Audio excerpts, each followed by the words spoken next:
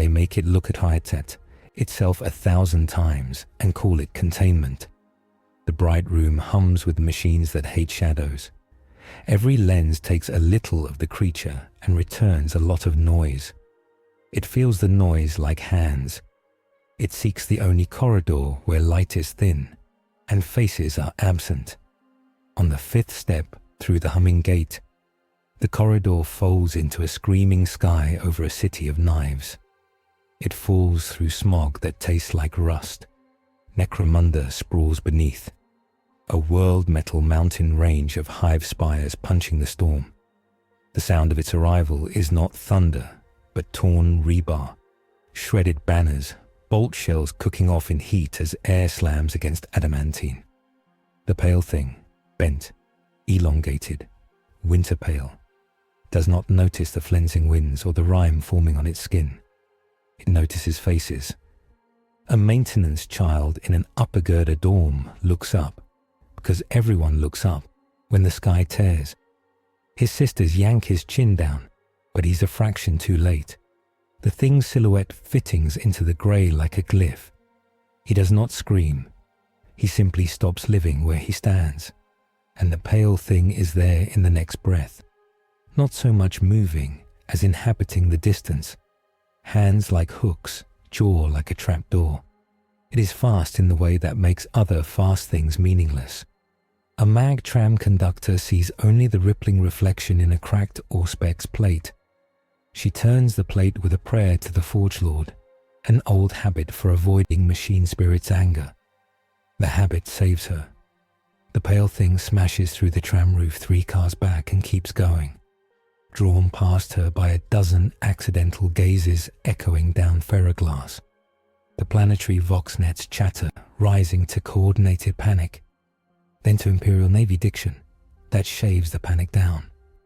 Asset negative unidentified, descending Hive Palatine sector. All picked feeds, downcast. Repeat, downcast. Civilians keep eyes low. No banners in the wind, no reflective plates. Let the storm take your sky. Lord Admiral Selene Vortigern watches a slow scan hololith of Necromunda's weather crown from the bridge of the battle cruiser Symphoria. Her eyes are minted in the same color as void steel. The hololith does not show the pale thing. Even the machine spirits hiccup and shudder around it. It shows only the absence, smeared pixels, voids where architecture should be, and Xeno's thumb pressed into the picture. Governor Primus Helmor's line has the lower spires in curfew, her signals officer reports. Ordo traffic is alive. 1 Malleus signature, Inquisitor Amon Serek. He requests a private line, my lady. She nods once. The hollow shifts. A restrained man's face arrives, narrow and ascetic, eyes full of winches and locks. This is Lord Admiral Vortigern, she says. Your sky is breaking. Name your vector. Vector is mimetic, Amon says. Don't look, don't record, don't reflect. Your navy can only make that possible from above. Cut the spire's flood banners. Kill the hollow posters. Shut the cathedral auspex. No winged icons. The more eyes, the more it kills. And if it keeps killing anyway? Then we make it need us, he answers, as if planning to put a leash on a storm. We build a way through for it that has no faces at the end. The pale thing discovers prayers, not words, the shape of them. They push faces down. They turn profiles into bowed heads and silhouettes into hills. In the smoke and ash of a mid-spire market, a web of catwalks and retractable stalls, the thing lands in a skidding knot of vendors. It should be a massacre. It is not. A bell tolls from the censer cathedral across the way. The bell's note is designed not just to be heard, but to be obeyed. Men and women fold like closing books, foreheads to floor plate. The faces become geometry, and geometry does not call it. It keeps moving. It always keeps moving when it is not seen. Across the city girders, Enforcer Sergeant Creel hauls his visor down and keeps his squad's helms locked. They move like a blind river, gripping railings, counting steps out loud. 5, 10, floor seam, left, 20. Helm locks on. Nobody looks. A novice priest tries to stand to lead. Creel tackles him and pins his head to the steel. He can feel the priest's breath through the filter. He can feel the thing pass overhead the way a storm has a weight. It is not heat, not cold. It is grief made into pressure. Stay down, he says. And this becomes a catechism on that street, spoken in a dozen dialects. Stay down, stay low, downcast, down eyes. The pale thing tastes motion and angles toward it with horrid instinct. It crosses 60 meters of open gantry in what should be no time at all, and still has time left over to be in other places. It finds men on a billboard platform with augury flare robes and scar paint in shapes that itch the eye. They wear the sigils of the Scintillant Covenant, a teen-chin cult that harvests attention like wheat. They are building a lattice that will pour a sky-sized eye over the hive, will herd gazes upward the way a magnetic field orders filings. The pale thing touches the nearest man. The man folds in half at the wrong joint and falls through his own shape, as if he is a drawing losing its lines. The rest do not scream. They sing into blue fire and raise the lattice faster. Inquisitor Armand Serek's gun cutter burns toward the platform on a diagonal.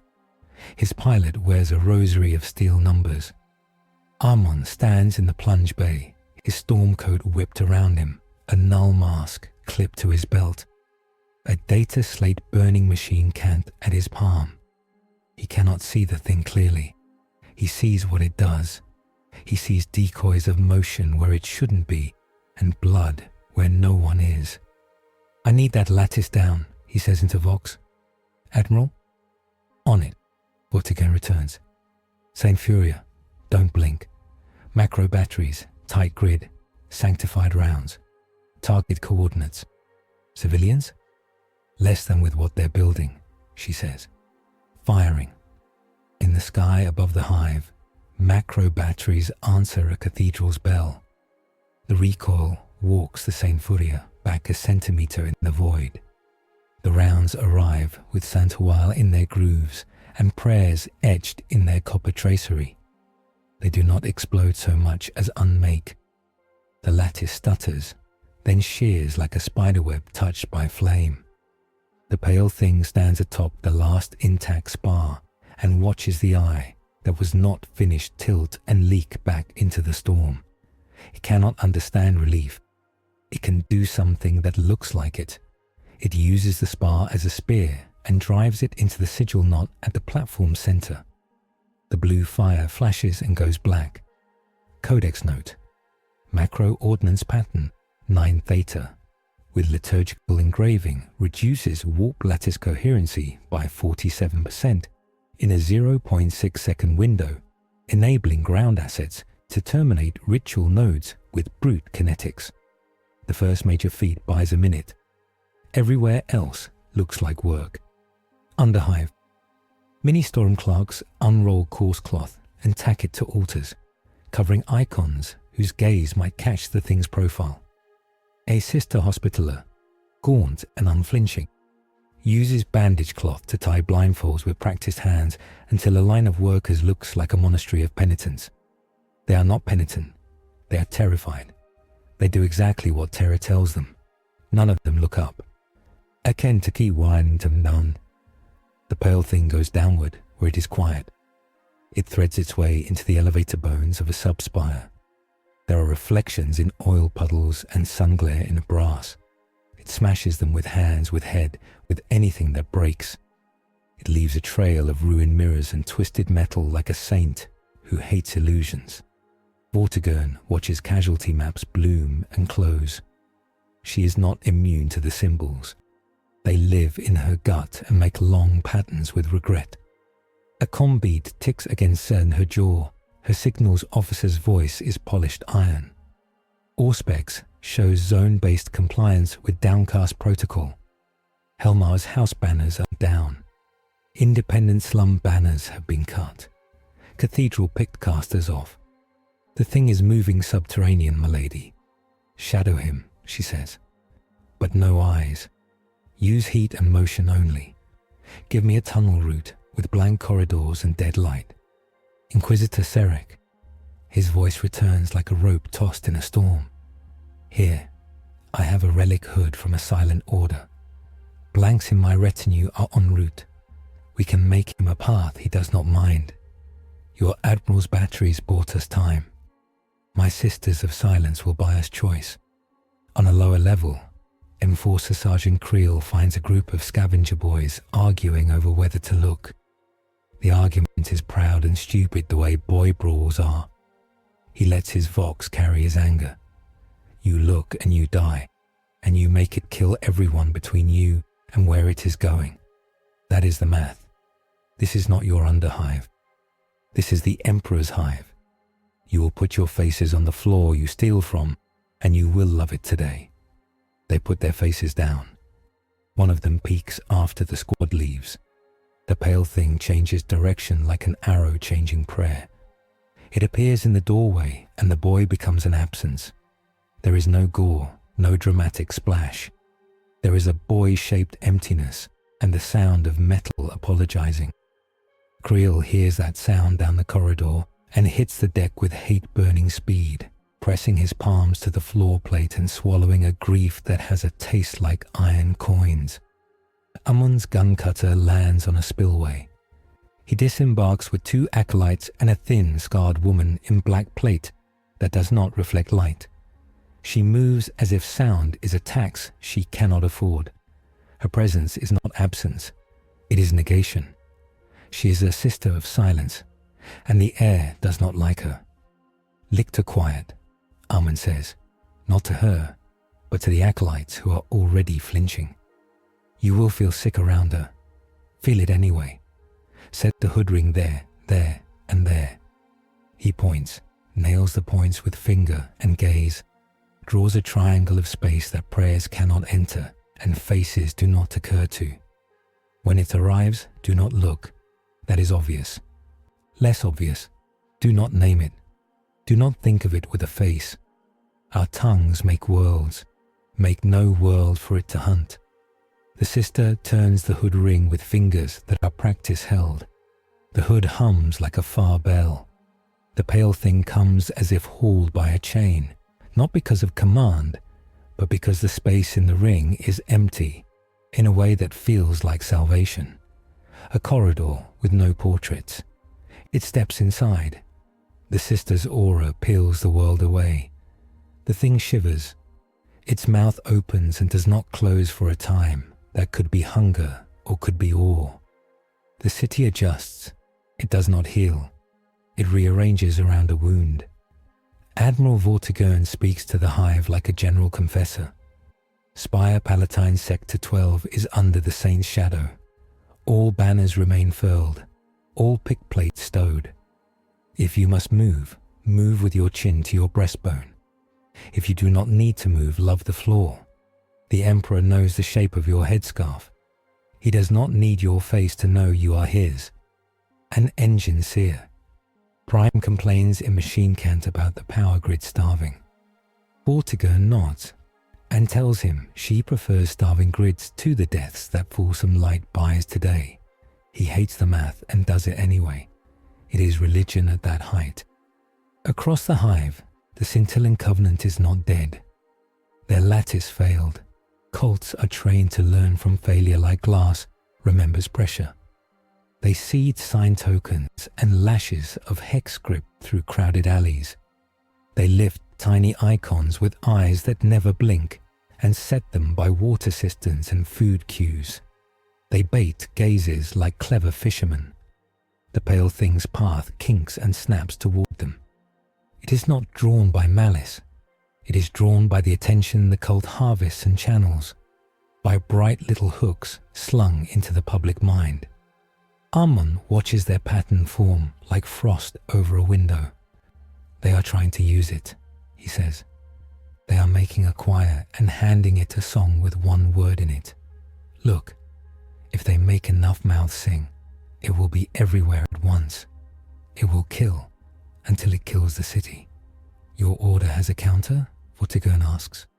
We do, he says. It is cruel. It is also rescue. Say it. Sisters of silence across the queue lines, blanks in the food halls, null banners over the cisterns, make sacred places dumb to thought. And he swallows once. He is not a man who swallows often and blindfolds everyone for some hours. Do it, she says. I will take the debt. The pale thing collapses an alley into a straight line equation. Its shoulder cuts stone like a math that does not permit curves. It meets a knot of cultists carrying an eye icon between them. Their faces are painted on their eyelids in scab red. They open their painted eyes and shout a name to the sky. The name is not in a human language. It is in a grammar that orders attention like infantry. A sister steps between the icon and the world. Her presence is the silence that becomes a place. The cultist prayer does not cross it. The icon wilts. The pale thing pauses. It trembles like a tuning fork that has been changed by the hand that struck it. It reaches for the icon, not for the faces. The sisters do not stop it. It breaks the icon and the break is clean, as if the thing understands that this is a face he can kill without consequence. Creel shepherds. A block of citizens through the smoke with hands on shoulders. One blindfolded woman, older than the habits of fear, whispers that the Emperor will forgive them for not looking at his banners. Creel says nothing. He never says God's name in armor. It's how he keeps it holy. He thinks about whether that is cowardice or honesty. He marches. In the mortuary spire, a young chirurgeon named Illyra Egast has an idea that is half science, half kindness, both costly. She has a dozen body bags and a stack of glow patches meant for Medici triage and a cart of soot. She goes to a plaza where survivors wait with their eyes covered. She does not uncover them. She paints faces on the body bags instead, ugly as sin, then lays the bags in the path of the thing. The pale thing hits the plaza like a wind that knows names. It swings, stops, loses orientation, as the bag's painted eyes pull at its terrible instinct. It tears bags, it tears paint, it tears empty, guiltless faces. The survivors do not see it. They feel the air move and the warmth change. They pray until they have said every word they know and have to borrow new ones. Add this to your repertoire. Armand voxes to his acolytes, voice like he is fastening a knife into a sheath. The thing can be misled if you give it faces that do not look. It prefers dead gazes. We can feed it those. Are we feeding it, sir? The acolyte asks, and then says sorry immediately because he has heard his own verb. Yes, Armand says, we are. Sometimes you must feed the ocean for it to leave your village alone. Night arrives like a new kind of smoke. Necromunda's night is noisy and cruel, but under null hoods and with banners furled, it becomes intimate. Houses tie curtains shut and tape their mirrors and hang spare cloth over the portrait of the Emperor, because they are afraid of loving him with their eyes. The Emperor does not notice or does, and does not care. On some high level, this is a theological question that will not be answered today. The pale thing slows, not because it is tired, because there are fewer hooks, fewer accidental invitations. Its shoulders lower. The jaw that reaches too far unlocks and settles. When it is not seen, it is a question without a mark. In the space between stillnesses, the Covenant adjusts its plan. Their surviving Hierophant, a woman whose tongue has been cut to make room for a familiar, speaks with a snake voice through a wound. She orders a ritual that will not build an eye but a mirror, a huge hammered iron plane polished with the fat of failures. It will be a war mirror. They will angle it at the horizon and catch the thing in it and make it chase its own face to the city's heart. It is a plan both brilliant and vile. Vortigern's officers map the ritual site. It is on a high roof where mill chimneys cough blue and the air tastes like old coins. The mirror is the size of a city square and mounted on geared buttresses. A dozen demon engines pump prayer into its backing. The whole assembly pivots toward the district with the least null covering, toward a tenement of blindfolded families who have obeyed every order they were given and now wait with faith like a cup you can turn over and see if it holds water. Permission to reduce, says the St. Folia's macro battery captain. Denied, Vortigern says, and her voice is granite. Too dense. Too many bellies below that roof. We could lance it, the captain offers. Swordfish dorsal lances, piercing cuts. Too fine a blade. You touch their ribs anyway. What then? We go down, she says, and the words taste like a kind of salvation she hates. We go down and we wrestle the mirror like dockers. She authorizes a drop of naval armsmen and enforcers with null banners and Sisters of Silence and the Inquisitor's retinue. They go in lines that are careful with where they walk and ruthless with where they look. Creel is among them, because he is always among the things that will make tomorrow possible. The pale thing arrives without being asked. Something in it knows that the mirror will look. It lands on the roof with a noise like sheet metal sobbing and goes toward the iron square with the ferocity of someone trying to tear a word from a page. The Covenant's Hierophant smiles through her throat and turns the mirror faster with a hand that is not a hand. The mirror catches sky, smoke, the flicker of banners that should be furled and are not everywhere, and then the pale thing's own white blur. The world contracts to a line. It slams itself. It is both subject and object. It hits the mirror and the mirror hits it, and every point of it that is seen is a point that becomes attack. It howls without a mouth sound, and the howl is a change in pressure that makes men bleed from ears. It tears the mirror from its mounts and then hurls it off the roof. The mirror falls, turning, catching small corners of city, making 1,000 murder invitations in the air. Sisters strong-arm the gear frames to lock and halt the devices. Amon moves with a speed that comes of training terror into obedience. He flings a weak null field from the hood ring like a wet blanket, and it is barely enough to make the falling mirror hesitate. Creel runs faster than he can be. He hits the lip of the roof, grabs a stay cable with both hands, and lets his weight yank the mirror's trajectory to bite into a lower parapet instead of the square below.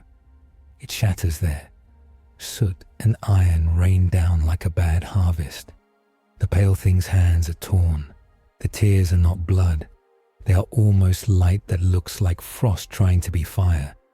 It shakes them like a dog shakes water. It is losing the thin control quiet gives it.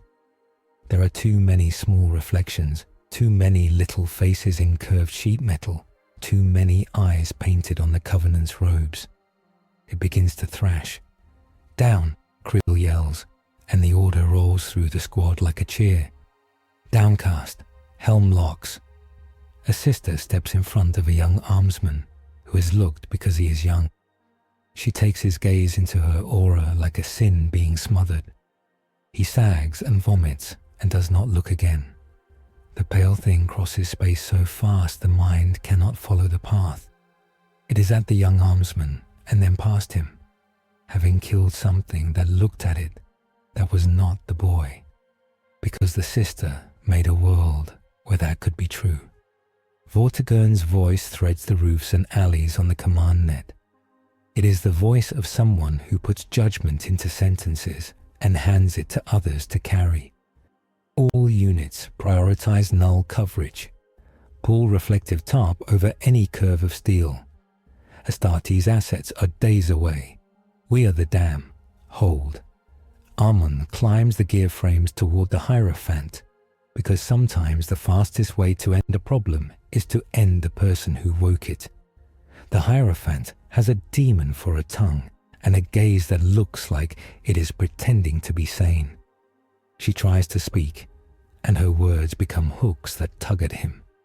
He grips his rosary of steel numbers and gives himself to the Emperor's arithmetic. 1 breath, 1 step, 1 shot.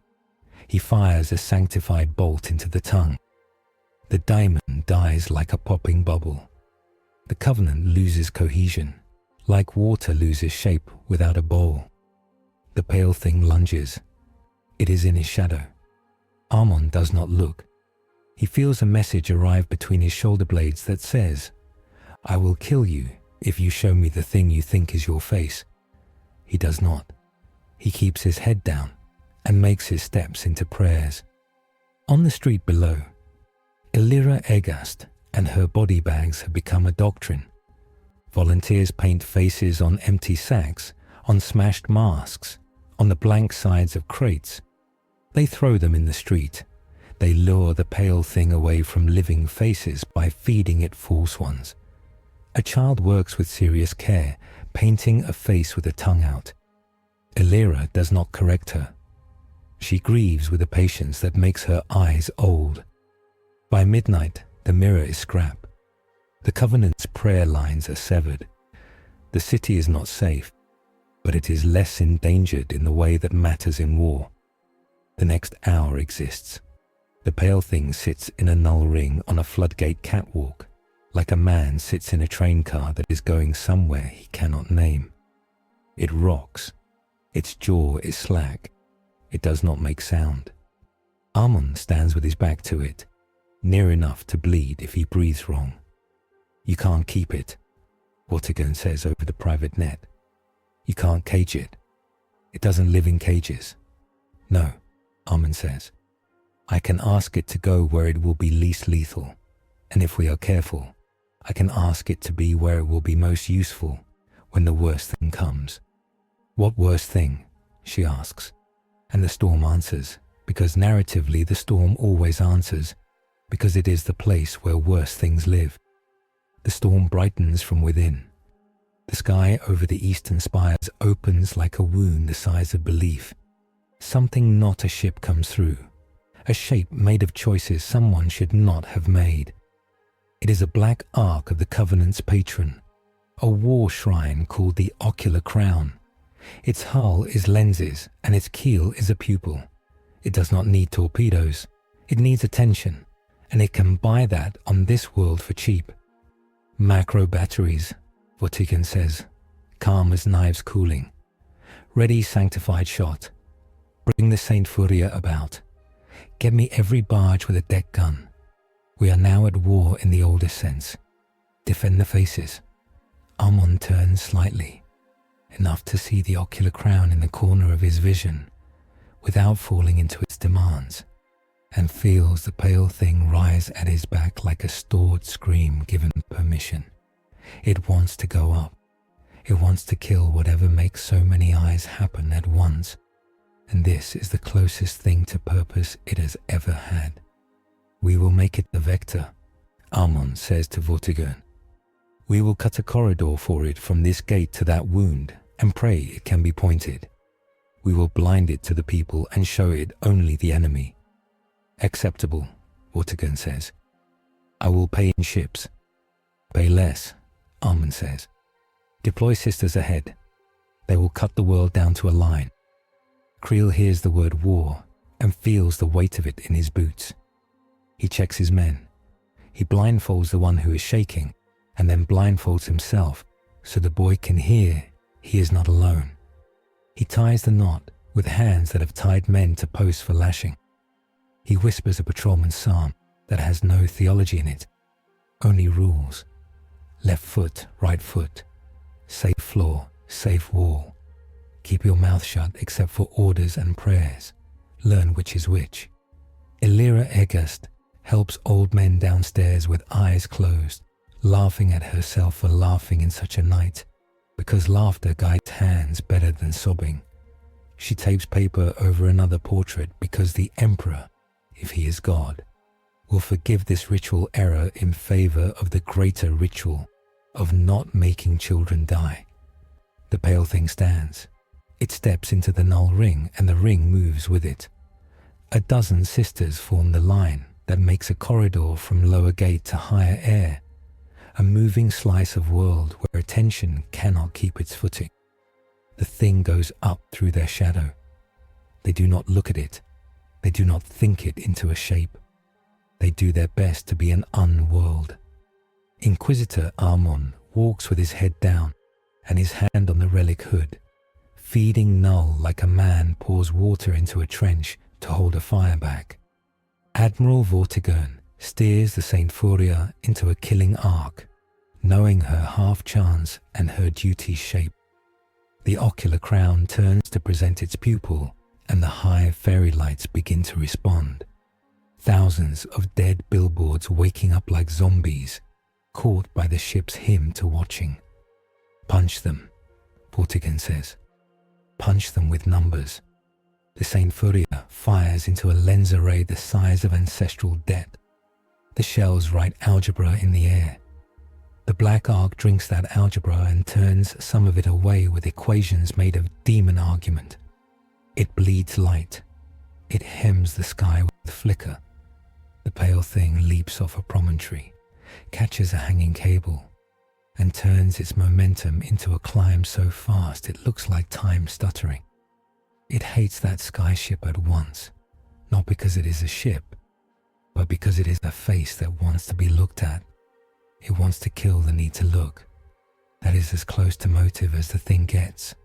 A sister feels the pressure change when it goes past her and almost breaks her vow and looks. She does not. She has made a world where that is not an option. Her vow holds like heat inside a suit. The Covenant on the ground begin a second ritual. They know their ship is not invincible. They plan to turn the city into a lens to catch the pale thing when it comes back down.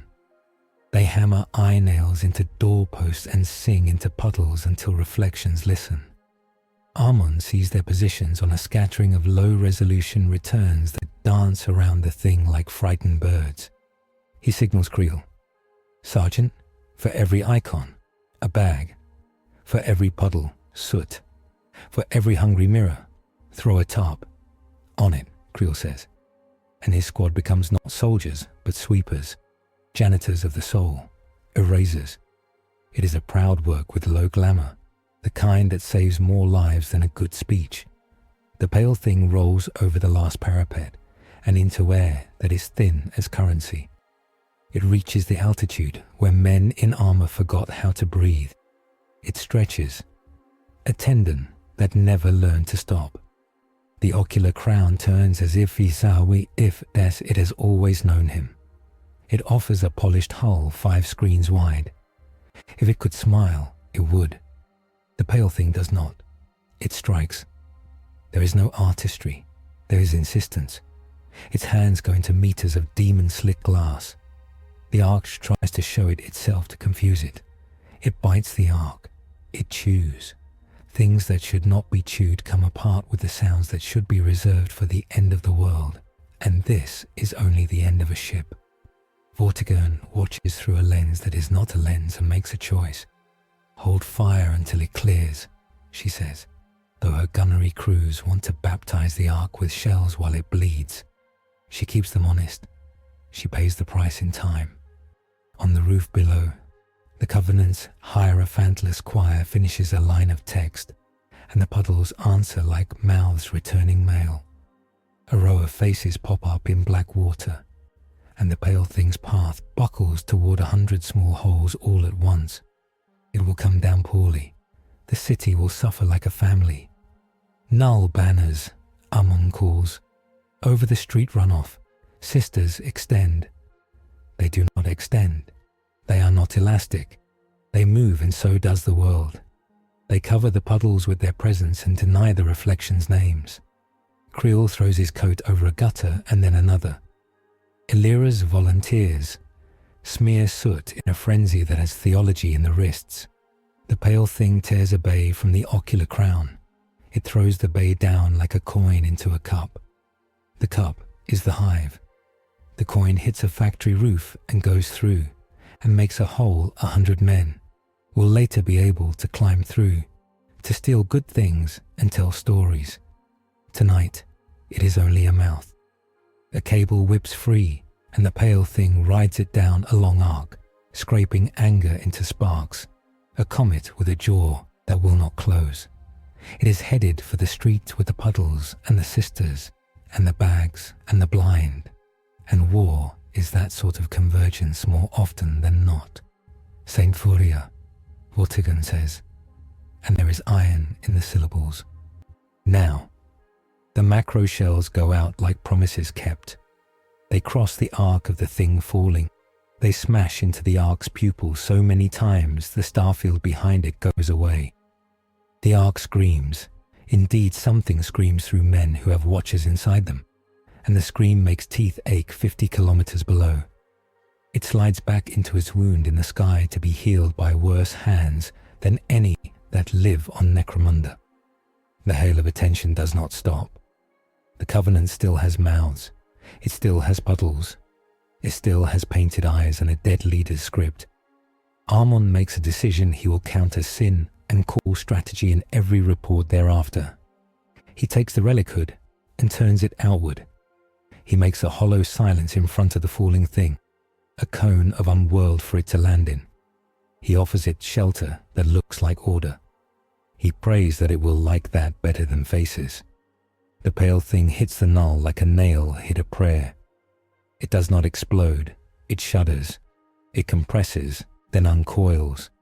It looks around with the sense it uses when looking will kill the looker, and chooses that there is nothing to kill here that deserves it. It does something like resting. It does it for a breath. Then it leaps again and is gone into the alley, toward the last sloppy faces, the last hooks. Creel's men pull tarps and hoods and smear soot and kick over icons. Illyria's people make more bags and more terrible faces on them. Their sister passes out, not from fear, but from thinning herself into negation for too long. Two novices catch her and lay her down without looking at her, because vows do not stop being true when you go to sleep. Vortigern puts a hand on the Saint Furia's rail and feels her ship's animal thing breathe in victory like men breathe in debt. She allows herself a nod. Then she turns her head, just slightly, toward where she knows Cyric's gun cutter is, as if sight could travel through void. It cannot. She speaks anyway. Inquisitor, she says. We bought a day. We spend it planning the week. In a day, Amun says, the Covenant will have a new plan. They have learned the trick of mirrors. They will try to write it into the city's liturgy. And he looks up without looking up, as if reading a margin. Others have noticed our asset. Which others? Those who hate faces in another way, he says. Those who were born without them, in their souls. The command net carries a name like a whisper, trying not to be heard by its target. Culexus. It is not a promise. It is the shape of a fear. The Inquisition does not use them lightly. They break things that were not broken before. The pale thing moves under the hive like a bad dream going home. It has no home. It will take the null rings if offered. It will take the bags if offered. It will kill the faces if given them. It will not stop, because stopping is not a verb that applies to it. Illyria Egast sits on a step, her hands black with soot, and eats a ration that tastes of chalk. She watches a boy sleep with a blindfold on and thinks about whether he will ever take it off without flinching. She wants to say something fine about bravery or faith. She says nothing. She looks at the floor. Creel leans against a wall and counts his squad into the morning. One didn't stand up. He sets the number aside the way a man sets bread aside for someone who will never be hungry again. He does not look up when the storm groans and closes its wound almost proudly, like a body scar making. Admiral Vortigern ends the night with a list that will become a manifest of sin and success both. She will sign it with a pen that never runs out because it drinks from the river that is endless, the one with names in it. Morning is ash white. The banners stay furled. The mirrors stay taped. The Emperor's face in 1,000 homes awaits patiently for afternoon. Inquisitor Armen Serek brings the pale thing to a place as nameless as possible. The floodgate catwalk, where men walk to check pressure dials that have no needles and yet work. He stares at his boots and speaks softly into a world that could let him die for making a wrong sound. "We are going to ask you," he says, and does not name the thing, "to fight for one day. We will show you only the enemy. We will make you a corridor of silence. We will pay you with a city that does not look at you. In return, we want our children." Does not answer. It leans into the null hood like a blind man leans into a cool wall, and Armon allows himself a fraction of a hope, the kind that men in his job often kill to survive. Behind them, the Sisters of Silence stand like signposts in a machine city winter. Their faces are not faces, they are choices made long ago. They are the reason a day exists. A hawk banner unrolls at the corner of a balcony as the wind changes. It is instinct, not rebellion. A young Habwoman goes to pull it down, and her fingers hesitate because the hawk was her grandmother's. She chooses anyway. The banner falls. The city does not look. The pale thing does not turn. The day holds. The morning after the ark slips back into its wound, the hive breathes like a vast machine trying not to die in its sleep. The banners stay furled. The Emperor's portraits wear paper masks. The markets open with ropes along the aisles and chalk lines on the floor so people can touch bread without looking up to find it.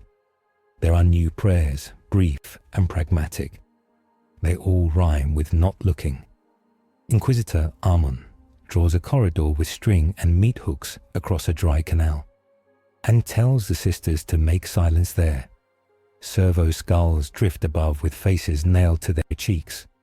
Terrible faces, crude and obvious. Mouths like black O's, eyes crooked.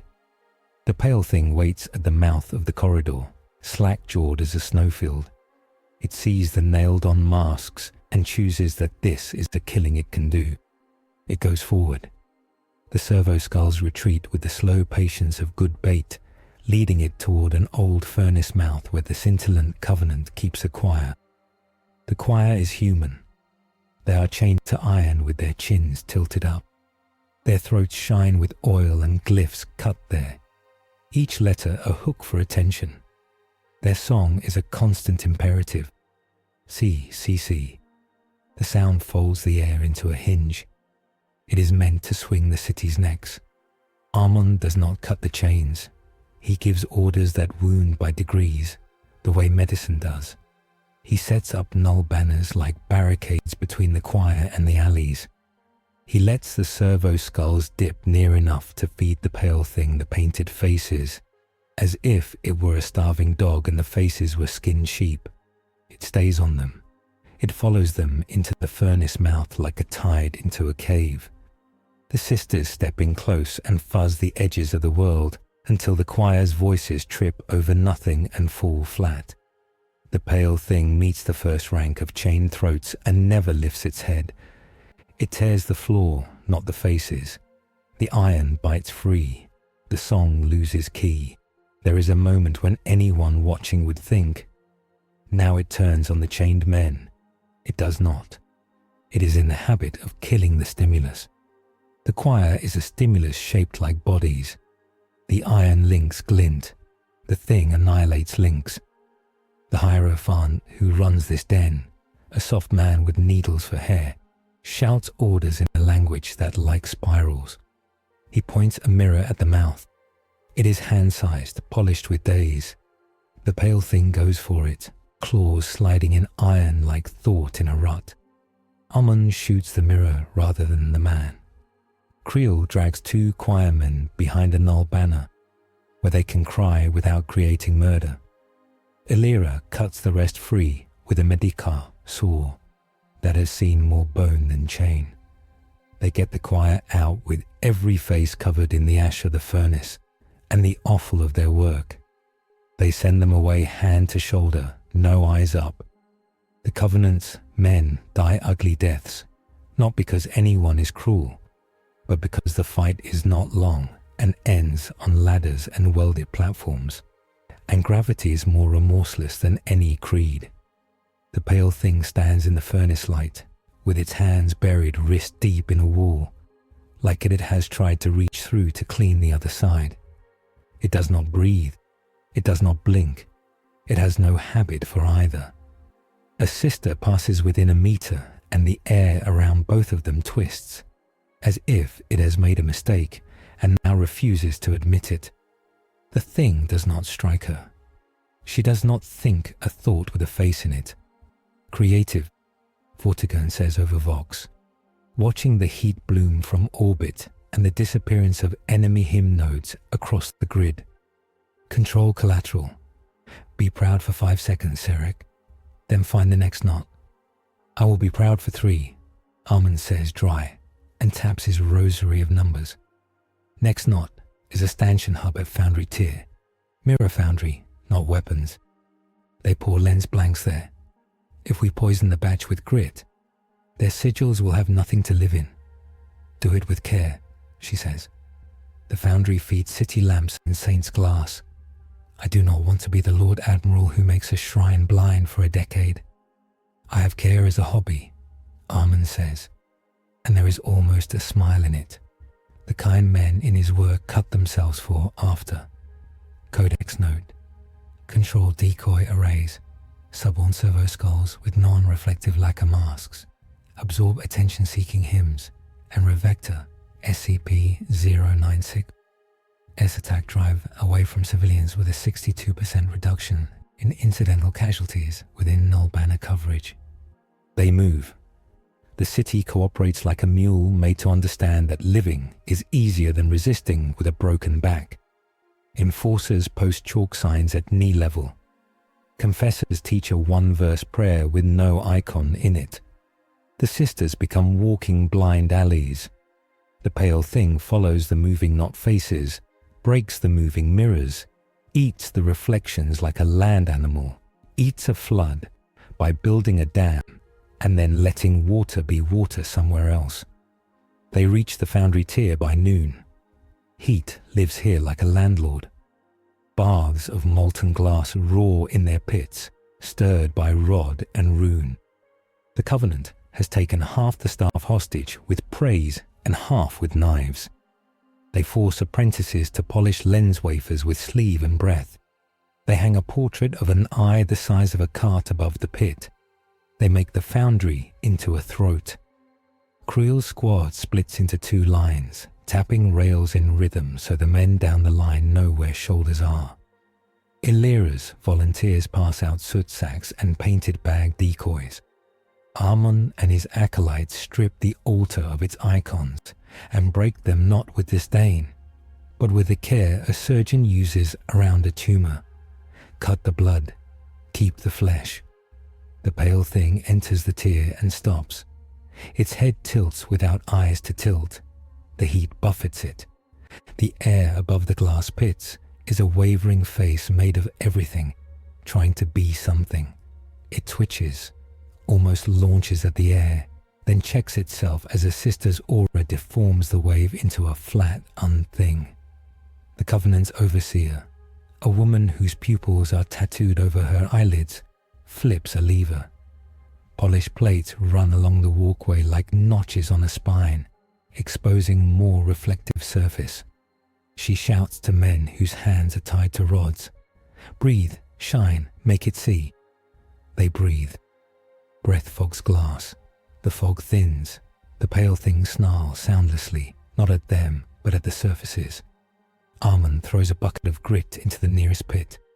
The grit erupts like 1,000 bad stars. The glass coughs. Its surface goes ugly, bottom of pond ugly, no longer a face. He throws another bucket. Creel throws his helmet, knowing he will miss it later. It tumbles into the bath and becomes a hero's yoke for a second before it is a memory. The overseer screams and flips the other lever. The walkway itself shines.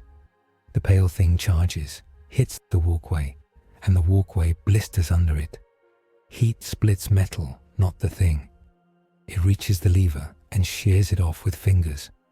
The shine dies. Apprentices stop breathing. They inhale only enough to live. A sister steps onto a narrow service rail to reach the control node. Her boots are quiet on iron. The heat tries to unright her and fails. She turns a wheel that has not been turned in decades. Rust gives way, as if it has been offered absolution. The baths stop. The Covenant's hostages fall on their knees and keep their eyes closed because faith that saved your life once feels like a habit for the next 10 minutes.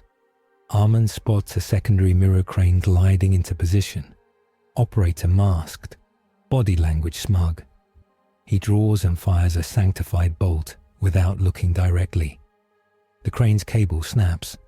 The plate falls. The pale thing catches it before it can show it anything harmful and kills it the way you kill a lie. Decisively, with disdain. They win. It takes a beat to notice. Amon writes a sentence in his head. Choir neutralized. Foundry decommissioned without meltdown. Apprentices salvaged.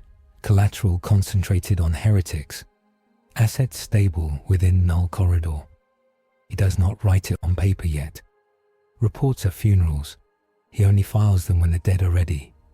They convene at dusk in a hemispheric chapel just off the spire's spine, a space that smells of oil and honest fatigue.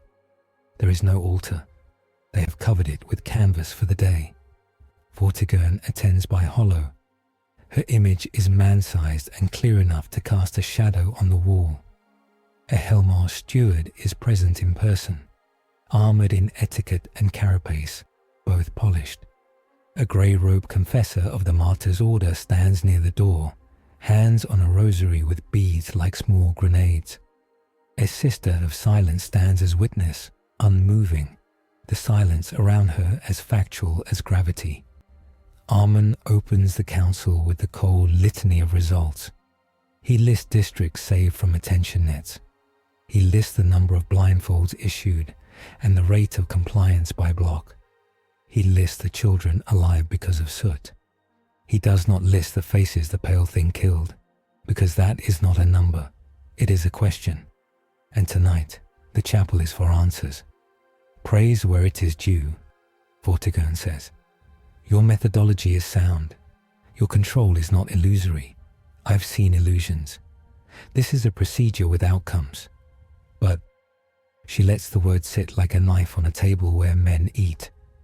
We are using a thing that is not ours, cannot be owned, and cannot be made to testify. That is a doctrine problem, not a procedural one. The Helmar steward bows with the careful downward angle of a man who counts respect in degrees. The house thanks the Navy and the Ordo for swift action. Yet we must consider the liturgical injuries. The banners furled, the Emperor's face covered, the faithful blinded. If the story of today becomes a creed, we may have taught our people to look down forever. Necromunda needs a horizon. The confessor's voice is soft, an edge wrapped in cloth. God does not need faces to work his will, but he made faces that he might look back through them at what he made. There is sin in refusing to look at the glory he gave. There is also sin in inviting death. Between the two, we must choose the sin we can confess without preferring the hell it saves. Amon nods as if the man has borrowed his own thought. We are not replacing doctrine. We are triaging it. The liturgy returns when the threat does not. Compassion for survivors later includes telling them they were brave without banners and braver when they unfurled them again. If we burn the banners now to keep the thing from seeing, we make a new church of ash. We are not doing that. We will clean and furl and then unfurl. You tame it with words, the steward says. I do not know if words hold it. They do not, Armand says simply. Nulls hold it. Absences. The courage to be an unworld near it. If it obeys anything, it obeys the lack of a face. We make lack an instrument. This is a blasphemy of a technical kind. I know. I count that cost. Vortigern does not smile, but for a second she is less a statue and more a woman whose spine has carried ships into war. Doctrine is a tool like a macro battery, she says. We do not throw it away because an enemy hides behind a saint statue. We fire around the statue. We polish it later. Amon, your control measures will continue with my backing. Helmor Steward, you will communicate to the populace that downcast is devotion for a day. Confessor, write the prayer that makes it so. The confessor bows and begins to compose aloud, making a knot of words that feel like kneeling without despair. Lord, grant me the grace to see thy work without my eyes, to know thy will without sign, to feel thy hand in silence, to look up when thy servants say, look. The servants will be us, Vortigern says. And if we are wrong, may we be forgiven, and may someone else command next time. They stand on that precarious plateau between gratitude and the drop. Someone opens the chapel door to bring in maps. In the hall outside, the air does not feel like itself. It feels like a nothing that has learned to walk. A man at the far end sways like a candle in a draught. The Sister of Silence stills, every line of her armored body drawing tight. The figure in the hall has no voice. Its lack of a voice walks in front of it. Its presence erases whispers as it passes them. The armor is black, tight, featureless as a thought you cannot quite have. Its helmet is a shock of blade-like blankness. No eyes, no mouth. In the shadow of its gauntlet, metal sighs. Behind it, two handlers move with ritual care as if walking with a caged star. An officio assassinorum seal sits like a warning brand on the handler's pauldron. Vortigern's hollow turns its head. Armon has the taste of old coins in his mouth again. The confessor's rosary beads feel abraded in his fingers, as if the prayer rubbed straight through them. The handler bows with etiquette that wants to be nonchalant and cannot. Operative Quietus 781, Culexus Temple, by request of Ordo Malleus High Conclave. We are here to resolve your asset. Resolve is a word broad enough to hide a purge behind it. Armon keeps his face a geometry problem. Angles without expression. The Sister of Silence is not a statue now. She is a blade in a scabbard that has gone thoughtful. We requested no such. The Helmar Steward begins, and Vortigern raises a hand. It passes through her hollow like a warship through cloud, yet the gesture lives. You will find that some requests are made on our behalf without our breath, she says. Operative, this device has a persona. The handler nods. The animus speculum. It harvests soul pressure within the pariah field and focuses it as effect. Targeting is precise. Collateral is minimal. Your target is anomalous, not warp native. Our field still applies. It will disrupt whatever predicate allows it to exist, where the psyche expects there to be a face. Armon speaks without flame, and the moment you hurt it, it will hurt indiscriminately. When it is seen, it murders. When it is wounded in the seeing of itself, it may unmake a block. If you approach it wrong, it will turn our restraint into an explosion. I will not have Necromunda as a testbed for your temple's theology. The handler lifts his hands, non-threatening. We have run models. We will use the field to deny it the anchor that compels it. The gaze clasp. Without that anchor, it is a machine without a key. It should slump, then we bag it, then we seal it, then we take it somewhere far from anyone's eyes. Where? Armon asks. There is no such place. The Emperor's galaxy is made of watchers. Then we reduce it, the handler says gently, as a man might suggest removing a tumor. The animus will scalpel it to whatever size obeys. The confessor's breath is a dry, defiant leaf. You would reduce a soul. The handler's smile is not a smile. Father, we would reduce an absence. Armand looks at the sister. She does not speak, but she tilts her chin, almost a question, almost an answer. She is a null. The assassin is a null augmented into a doctrine. She is the door. He is the quarry behind the door. Between them is a room where the pale thing's compulsion might tear itself apart. Test, Vortigern says. Not in the city. In the aquifer works below. Null corridor. No reflective surfaces. No faces. No names. The first sign of uncontrolled escalation. You withdraw. The handler inclines his head. The operative does not bow. It is a bar of quiet hammered into man shape. It turns without the noise of turning and leaves a trail of shivers. They go down. The aquifer works are a cathedral to water. Ribbed vaults, sluices, pistol grip valves as big as sarcophagi, pipes banded with saint metal, every surface damp and therefore liable to become a face if ambition touches it. Creel's squad spread soot like a plague. Elira's people pull canvas over every sheen and throw sackcloth over slow-flowing runnels until the place looks like a monastery that forgot its order. A ring of null banners makes a throat without language. At one end, the pale thing is led in by servo skulls with their stupid masks. At the other, the Culexus operative waits, aura unspooling like wire in water. When the aura touches the thing, the world hisses. Not air, not pipes.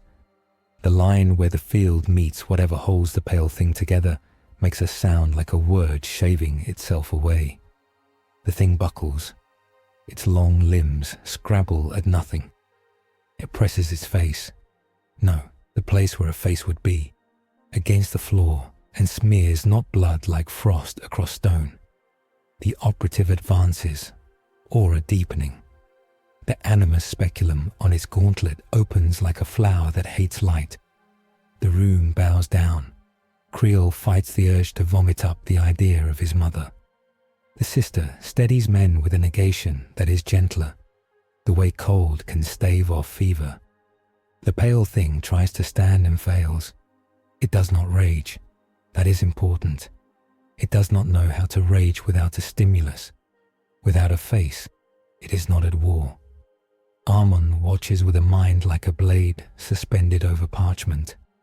Enough, he says after a breath that saws him open. Withdraw one pace. The operative obeys but by inches. The pale thing breathes in a way it has not before. A mockery of lungs learning their first utility. The sound is dry. The sound is a paper bag being filled and flattened by a child's cruelty. It shudders. The null field from the sisters holds the edges of the world firm. Power scaling interlude, Armand says quietly, for his acolyte's recorders. And Vortigern's ear. The pariah field denies the metaphysical predicate of seeing, dislocates observer from observed. SCP-096's compulsion requires a mental imprint. The Culexus denies imprints by eating their psi echo. The animus speculum converts the denied echo into a weaponized absence, an illness of self that collapses anomalies built on attention. Our asset is not purely warp. It sits between idea and flesh. The field makes that between space thin. It hurts. He looks at the operative. And when it hurts, it learns. Weapons teach. If you teach it that null means pain, it will hunt null. If you teach it withdrawal, it will associate your field with reprieve. Choose carefully what you instruct. The handler says nothing, because he is a handler, not a priest, and does not know how to catechize an absence. The operative angles the speculum a half-degree down, like a man lowers a gun a little to show he hears consent. The test ends with a decision that is not victory. They can wound it. They can also make it fold into itself and become dense with unhappiness until the room bends toward it like a spoon in a stair show. They choose to stop before the spoon bends. Above in the hive, the covenant shifts to subtler harms. They seed lucky mirrors in markets with whispers that they bring fertility. They pay street preachers to say the null banners make the emperor deaf. They rig a drinking fountain with polished steel so that every child who drinks makes a wish inside a face.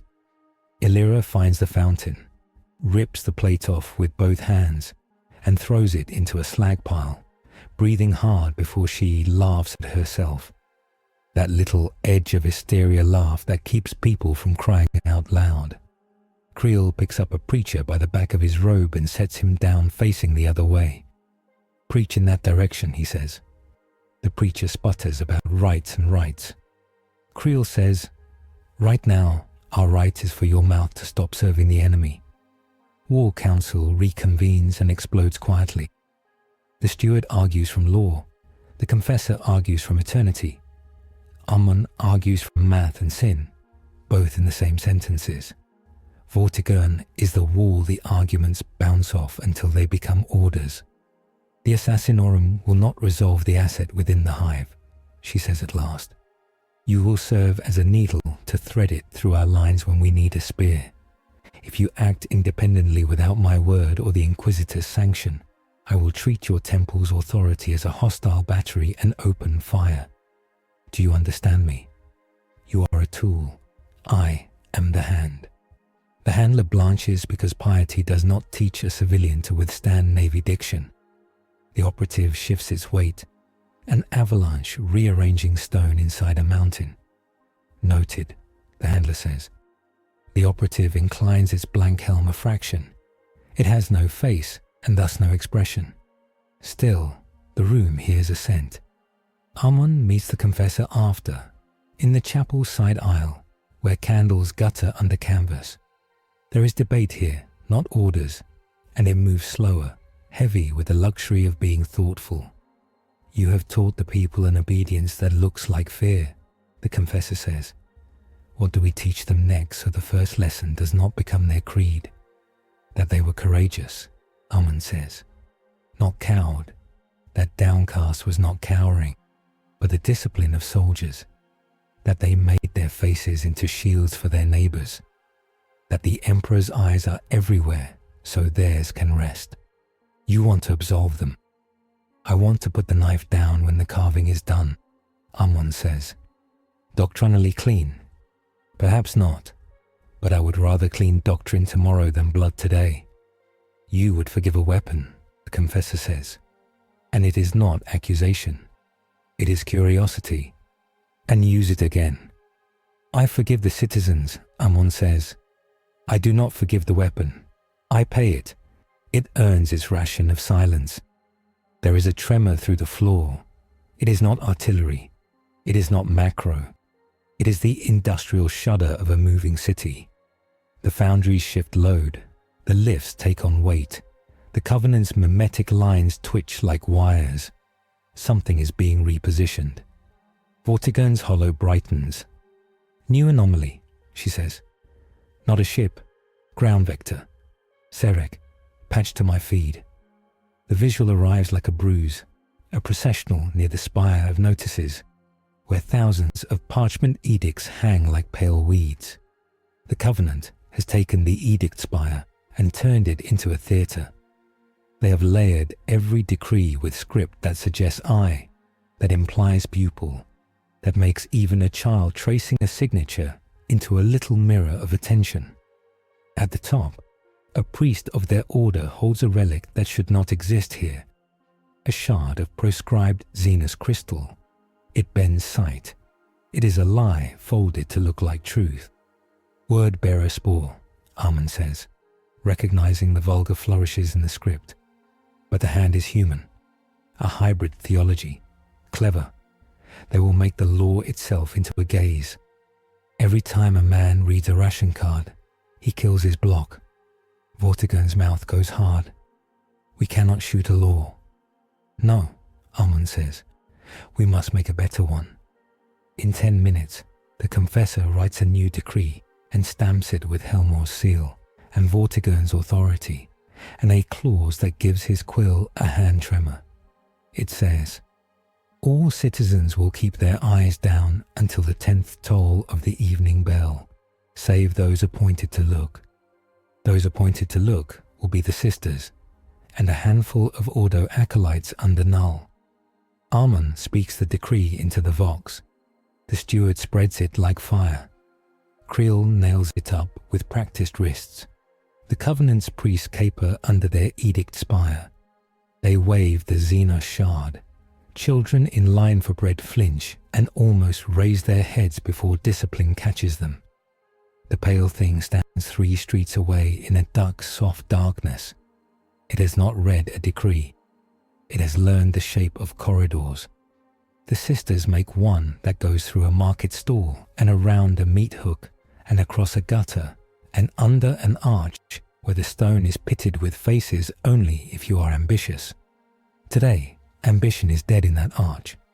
The Culexus operative takes point, auras sweeping faces into the corners of the world where they cannot do harm. The animus speculum hums like a hungry organ. Armon walks behind, a hooded absence in his hand, making the corridor feel like a riverbed drained. The pale thing follows the speculum, like an animal follows the scent of a thunderhead that killed its den. They arrive at the edict spire, and the Covenant turns to meet a predator it did not plan for. Their priest lifts the shard. The shard tries to show the Culexus a face to make it falter. The shard meets a void that even lies cannot cross. In the black of the operative's helm, the shard sees itself and trembles. There is nothing there to stick to. The operative lifts a hand. The speculum opens. The priest ages a decade in a blink and drops the shard. That is the weapon.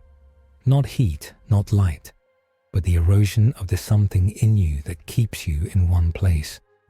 He dies without a drop of blood, not in mercy, but in clean mechanics. The pale thing lunges for the falling shard, not because it hates relics, but because the shard gleams and the gleam is ambition. It crushes the shard in a gesture so decisive it looks like gratitude. Fragments spray, some scratching cheek, some burrowing into parchment. Armon shouts, "Downcast," and the word carries with a new authority now. A law made in a chapel, paid for in a furnace, enforced by a hole where a face should be.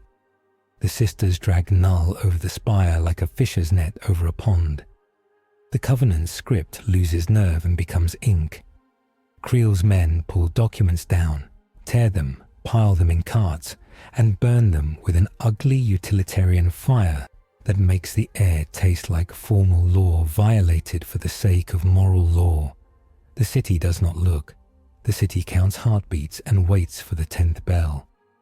They win again. It is a small victory that saves 1,000 eyes from making 1,000 deaths. And victories like this are the only kind that hold the city together long enough to matter when the big ones happen. On return to the aquifer, Armon finds the operative standing in the corridor, still as a placed spear. Its presence makes the torches uncertain. He steps close and addresses the blank helm as if addressing a man inside. "We will need you," he says, "but not to cut throat, to guide the thing. Be a poison that becomes a rope." The operative nods a fraction. It does not speak. Perhaps it cannot. Perhaps its speech is the speculum opening and you not dying yet. The handler says, carefully casual, "High Conclave still expects resolution." "You will get it," Armon says. "On my schedule, not yours." "On the Emperor's," the confessor corrects softly. "On the Emperor's," Armon echoes, and does not measure whether his heart believed it just then. Night comes with fewer puddles and more soot. The hive begins, tentatively, to relearn walking without looking. The pale thing patrols within a cage of non-world, moving like a storm cloud on legs, pulled left and right by sisters adjusting their line like sailors trimming a sail. It is ridiculous and sacred both, seeing this impossible predator steered by vows and silence. The Covenant's laughter does not carry any more. Their remaining nodes bury themselves like ticks and write script on the inner lids of the sleeping, a trick old as demons. Illyra teaches the dormitories to sleep with blindfolds and jokes that she is fashioning an order of nuns from welders and brine scrubbers. The joke lands and releases some of the pressure. Women laugh into their sleeves. Laughter does not look. Laughter does not invite. Laughter is safe today. In the half-dark of her bridge, Vortigern stares at maps and calculates debt. She watches the operative as a new vector and labels it not friend, not foe, but tool. She watches Amon and labels him not friend, not foe, but necessary. She nods at the recorded moments where the pale thing did not kill because of a choice they made. She holds that data like a relic. It is the first time all day she lets herself believe that tomorrow might also be carved out of good choices. Before the bells, a last test. A controlled lure to root out a hidden covenant shrine. Amon authorizes a sin. He names only to himself. A pick feed will be used once in a sealed alley. It will show a stylized eye to draw the pale thing. It will be covered by nulls on both ends. It will exist for 11 seconds and then die. Creel's men prepare the alley like a stage for a short single-act tragedy. The picked feed blinks awake. The eye glows and says look in no language. The pale thing comes like a last line of a poem finding its rightful place. The sisters let it into the corridor and then pull the world closed behind it. In that slit of space, it meets the icon and destroys it with a motion so efficient it looks like contempt. The wall behind the icon folds like origami into a staircase that wasn't there. A covenant trick, a sigil that needed the right pressure to set, leading to a shrine with barrels of mirror polish, stacks of eye-engraved wafers, and a ledger whose gold leaf letters make even a blind man's fingers itch. They seize the ledger. They pour the polish into the gutter and watch it skitter away like a swarm of lies that can drown. The pale thing paces in the corridor, bereft of a face to kill, and the operative stands just close enough that the pacing does not become a running toward the nearest mistake. Bag it, the handler whispers, half to himself, half to the empty shape in the null ring. Such an opportunity. Not today, Amon says. He turns and finds the confessor watching him, not with suspicion, but with that clean, bitter care good priests have when they see a knife used properly and know it will leave a stain. You will have to answer for this, the confessor says. Someday. I have a ledger too, Amon says. I write names in it with a pen that burns me. Today I like the entries. The 10th bell tolls. The decree's hour ends. Across Necromunda, cloth falls from portraits. Banners are untied. Men and women look up very slowly, like coming out of cold water and needing their lungs to remember. Some of them cry because the hawk or the aquila looks back like an old friend. Some of them do not put the cloth away, but fold it and leave it on a shelf. An emergency doctrine, a faith's raincoat. The pale thing is led back to the aquifer, where the oldest water nurses brew stone. It does not sit, but it does not move. It is like weather parked. The operative stands in sight of it and lets the field whisper nothing into the gaps where rage could happen. They do not touch.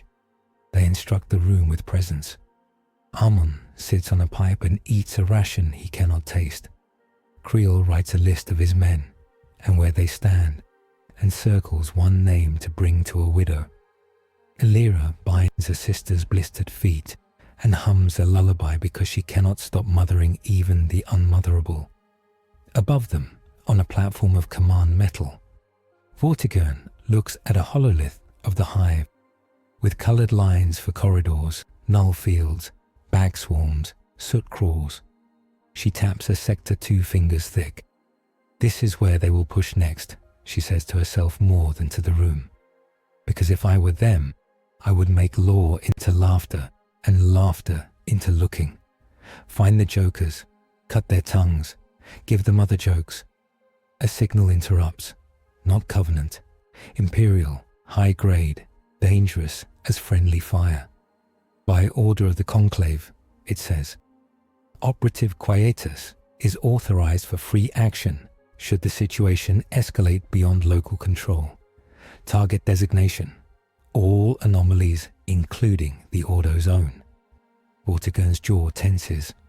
Sere, she says, we're being offered help with a string long enough to hang us. You hold your leash, I hold mine. Between us, we hold the assassins. Understood, Armand says, and the sister in the background shifts fractionally, her silence acquiring a flavor like readiness, like a monastery's bell rope hanging within reach. The city sleeps in a way it has not slept in days, not deeply, but with the capacity for deepness. The Covenant mends its plans with wire and whispers. The pale thing waits. The assassin breathes without a sound any human ear can hear. The Navy ship in orbit keeps her guns clean with hymns. The day ends with a ledger whose numbers point to another morning that can still be won. They buy a day with ash and discipline and spend it like soldiers who know how expensive tomorrow is. The banners breathe and stay tied. The edicts stop shining. The quiet corridors hold like a riverbank under flood. Armand draws the morning's war on a sheet of oilcloth he nails to a door. He pins twine across districts where attention still hums. He circles 3 nodes in black. The notice engine, the market of more lenses, the shrine of many names. Each is a machine for making gazes. Each is a throat they must close. We have to break the grammar, he says to Creel, to the confessor, to the Helmauer steward, to the sister who stands like a held breath. They are writing the city into a face. Our counters, soot, sackcloth, null, work on light and sound and the common reflex to look. The Covenant has shifted to memory and dream. They seed faces inside lids. Our citizens wake guilty. What counters that? The steward asks. We cannot patrol their sleep. We concede better habits, Armand says. Sleep masks issued as penance, read as valor.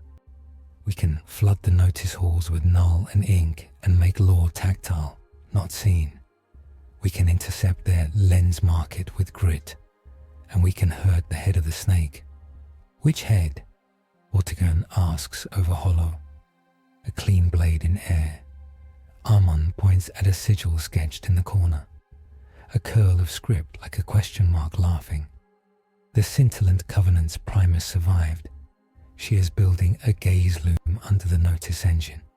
She will weave decrees into invitations to murder. She needs reflectors, choruses, and one powerful anchor. He looks at the null-banded corridor where the pale thing stands, tall and wrong and patient in its way. She wants that anchor, he says. The Sister of Silence writes on a slate with iron chalk. We will not let her. The operative from the Culexus temple is a negative shape in the doorway. Its field turns the little votive candles into coal stones and makes the hollow's edges blur. The handler speaks, because the operative does not. Our operative can cut the loom. Your asset can be used as a hammer, or resolved if it risks escalation. Put resolved away, Vortigern says. We will not pay for your temple's comfort with our dead. Brief and move. They brief. The notice engine is a cathedral of bureaucracy built like a clock. Every floor a gear. Decrees are pressed there into parchment on plates of sanctified steel. The Covenant has replaced the upper plates with a mirror-polished copper etched with sigils that look like law until you read them in a mirror. The loom sits beneath, a frame of wires strung with hair, a choir of clerk tongues humming. Standard counters fail, Amun says, because they tied the memetics to the Emperor's language. We cannot blanket null an entire engine, or we stop law. We cannot burn it without burning order. We must excise the loom and re-sanctify the plates. Then excise, Vortigern says. I will hold the sky. You hold the words. They move. The city keeps its eyes down and learns to navigate by hands, by shoulder taps, by the rhythm of the sisters as they pass like moving wells.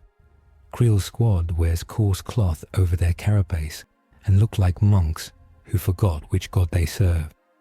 Illyra distributes sleep masks and laughs dryly when a foreman asks whether repentance comes in sizes. They enter the notice engine through the counting room, where clerks tally ration chits by fingerfeel and prayer mutter. The clerks keep their heads bowed because the confessor told them it counts as devotion. The air tastes like ink and old water. The pale thing waits just beyond the corridor's mouth, inside the null hood's hush. It leans a little into that cool. The sisters shoulder their line forward, and the not sound of their presence anneals the room. The operative takes point on the stair, and the animus speculum hums like a metallurgical flaw. On the third landing, Covenant guards in blue eye scarves make a stand. They hold mirror shields and mouth prayers with teeth dyed to look like they're always smiling. Creel hits the first shield with a slug, and the slug comes back like a bad order. He ducks, and the slug tears a corner off a saint's notice on the wall. Hooks, Ummon says. Kill the plates, not the men. Illyra throws a bag of soot, and it explodes into usefulness. Sisters tilt their aura like a keel shifting weight, and the reflections die a meter from their line. The pale thing is 5 steps behind and sees nothing but crude faces painted on servos skull masks. It follows those and breaks what those look at. The guards falter, shields blind now, prayers confused by silence. They reach the plate hall. Monks in ink-black robes work the presses. The plates go down with a sound like books closing. The upper plates are wrong. They shine. Etchwork curls like a patient disease. Armon lays his palm on the lower plate of an edict that used to be about water allotments. The metal is cold and honest. He whispers a rite that is more inventory than him. Name of the saint who blessed the steel. Weight of the plate. Number of hands it has saved. The operative separates from the line and moves toward the stair that goes down to the loom. The handler opens his mouth and closes it again, when Vortigern's voice says, "Not a step without Serek's word." Armon watches the pale thing watching nothing. He thinks the thought he will not write. We are making it ours. He points to the stair and makes a moving corridor with banners and bodies. The operative descends. The pale thing follows in the ripples of the field. Beneath the press hall, the loom sings like a spider that learned to speak through paper. The Covenant's Primus stands at its heart, fingers in wires, tongue split into sharp little forks to speak 2 prayers at once. Her eyes are tattooed closed. Faces painted on the lids look open. The hairstrings hum with clerk voices. Each string is a law turned into a note. Do not look, the Primus croons. Do not look, do not look, do not look, look. The first word is safety, turned into a rhythm that can be followed while handing bread to a child. The last word is a hook hidden in the loaf. It waits until a mind is tired, and then it jerks. The operative enters the chamber like winter entering an orchard. The hum falls a fraction. The pale thing steps into the hush and stops. The wires do not reflect. The Primus's painted eyes do. The thing twitches. Armon makes a small motion, and the sister nearest him shifts. Her field blurs those little eyes into smudges of ink. The Primus laughs without humor. You brought a hole in a hole, and you think you can fill a loom, she says. I brought a story. It never runs out. The operative opens the speculum. The hum falters. The wires sag as voices forget their lines. The Primus tries to spit a curse that becomes static. She drops into chant that scrapes inside the skull like sand and comes away with a handful of her own blood. Now, Amun says, and Creel's men cut wires they cannot see properly. They use the prayer. Left hand high, right hand low, pull and make no image. Illyra slaps soot on the Primus's lids, so her painted eyes stop being lies. It is ridiculous, and it works. The loom dies without drama. The Primus does not. She has a last act. She bites the inside of her cheek, spits a clot the size of a coin into the air, and the clot becomes a mirror for a heartbeat. In it, the pale thing sees a fraction of its own horrific geometry. It does not howl. It moves so decisively, the room has to decide with it. It is at the Primus, and the Primus is a smear, and the smear is nothing. And the wires snap. For a breath, everyone stands in the pressure change you get when someone who was wrong stops being here. Then the protest comes. The operative shifts its weight and the field surges. The push shreds the last echo of the loom, but it also hits the pale thing like an invisible blade. It flinches in a way that is not flinching. It reconfigures itself around the hurt and tears the air. The sisters feel a cracking in their bones that has nothing to do with bones. A null novice drops like a puppet with the strings cut and does not rise. Illyra puts 2 fingers to the girl's throat and already knows. Withdraw, Amun says, and the word carries iron. The operative does not back away.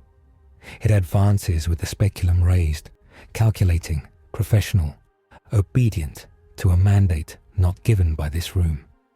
It opens the weapon another fraction, and the pale thing's shoulder collapses in a neat line like glass under a cutter.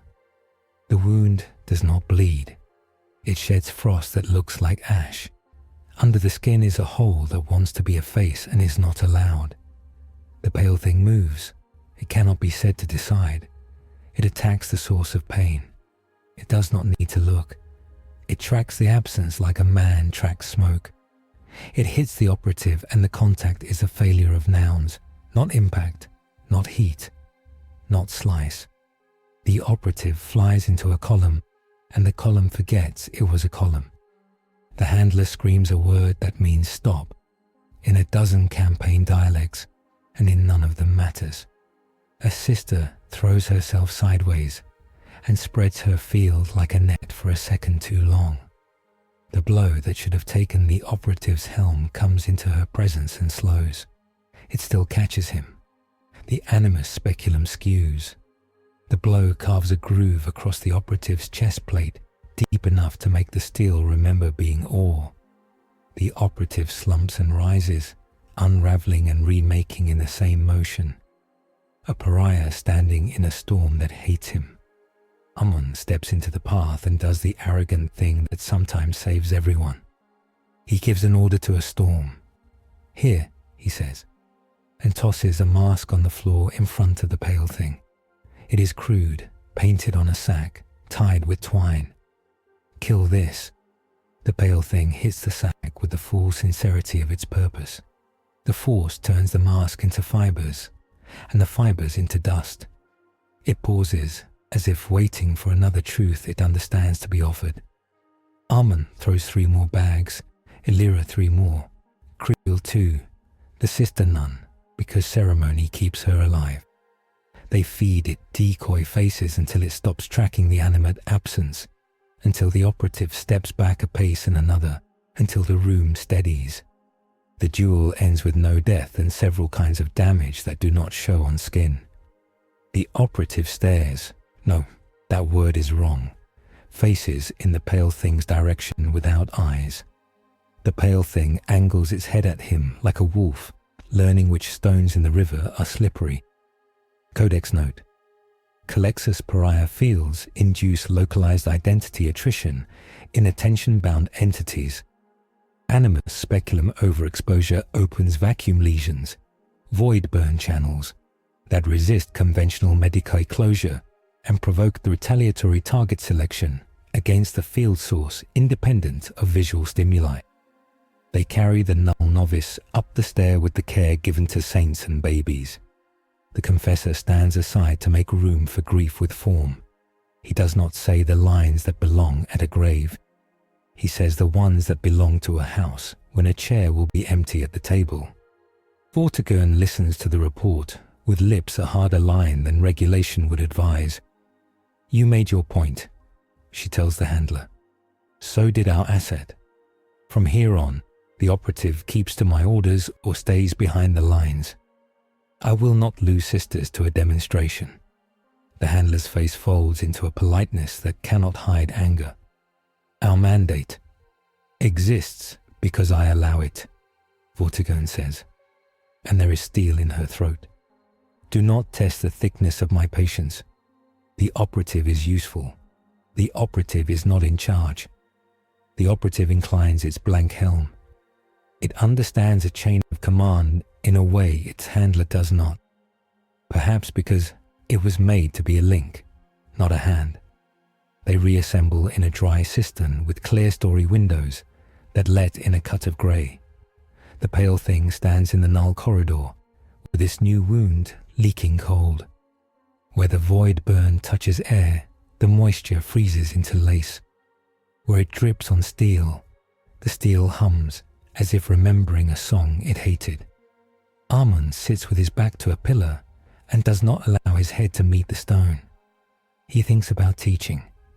The operative taught the pale thing that null can hurt. He taught it that sacks mean reprieve. He taught it that following the speculum gets it to a thing it can kill. These are lessons. The city is now a classroom. The test will be graded in blood. The scintillant covenant does not wait. With the loom cut, they pivot to ritual mode. The word-bearer dark apostle, who seeded their hybrid theology, walks into Necromunda like a man into his own parlor. He is a heavy thing with scripture engraved into his armor and a mouth that cannot speak without quoting a god who laughs at maps. He carries a veil folded over one arm like a gift. The veil is not cloth. It is a tension beaten thin. He sets up a pulpit on a mid-spire balcony and speaks without a vox. Behold the mercy of the one who changes, he says. You fear the gaze because you have been taught that to look is to die. I offer the inverse miracle, the mask that makes all looking safe.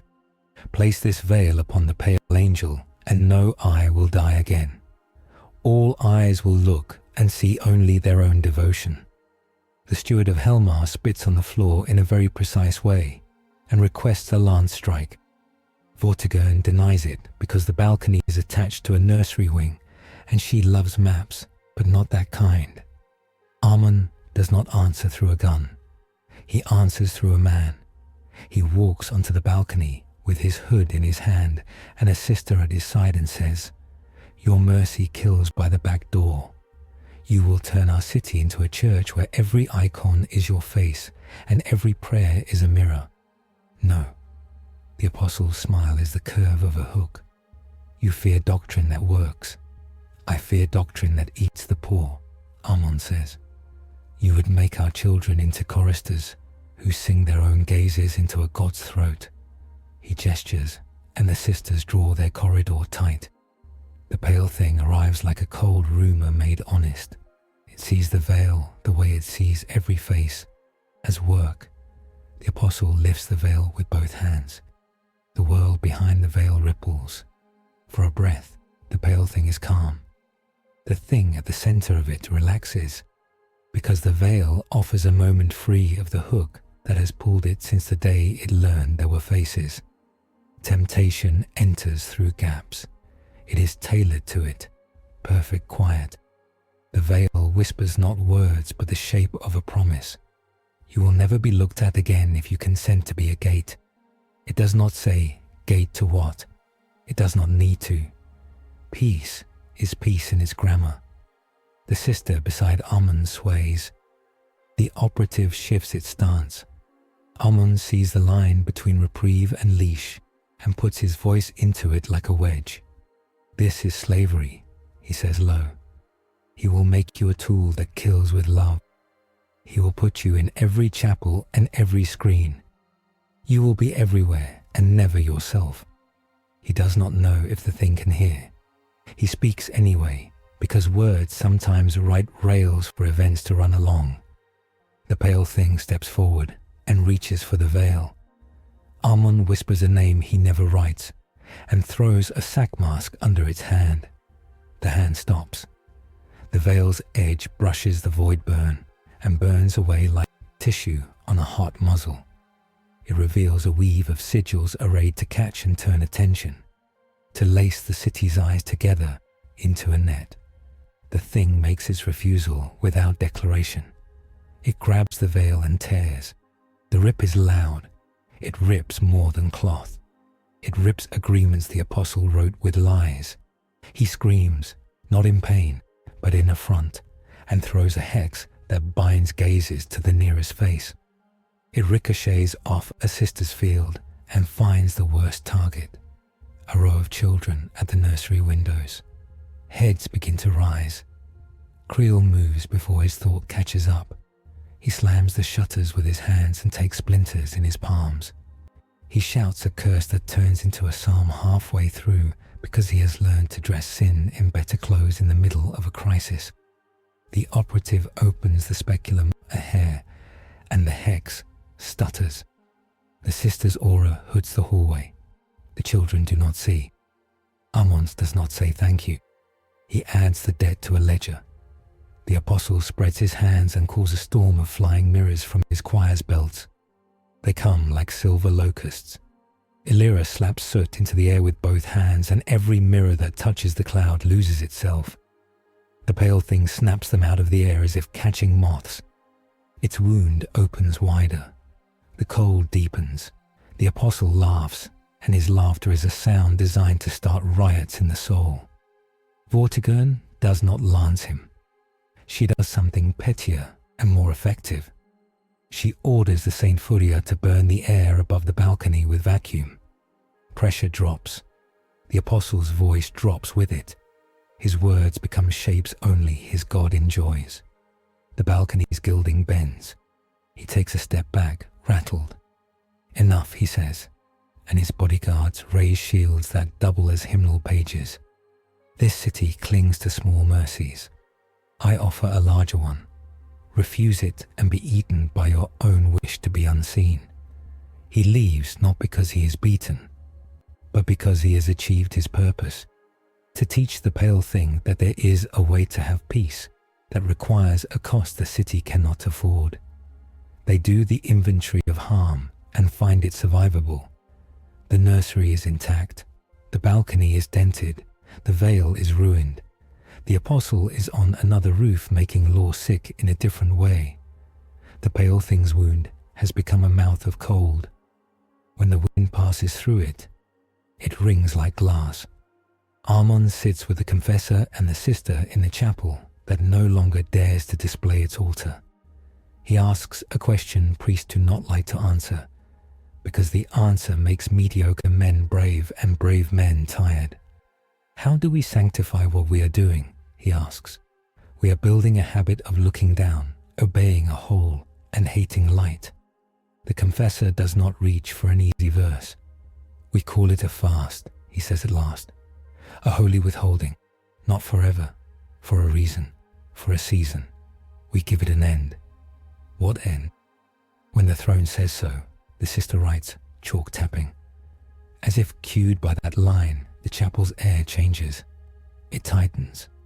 It warms from nowhere, not enough to be felt on the skin, enough to be tasted with the soul. Every astropath on the hive's voxweb sits up from their bowl and bleeds at once in tiny, polite lines down the nose. The Astronomicon, the Emperor's blind great light, flexes like a muscle far away. For a second, it is more audible than usual. It is not speech. It is policy.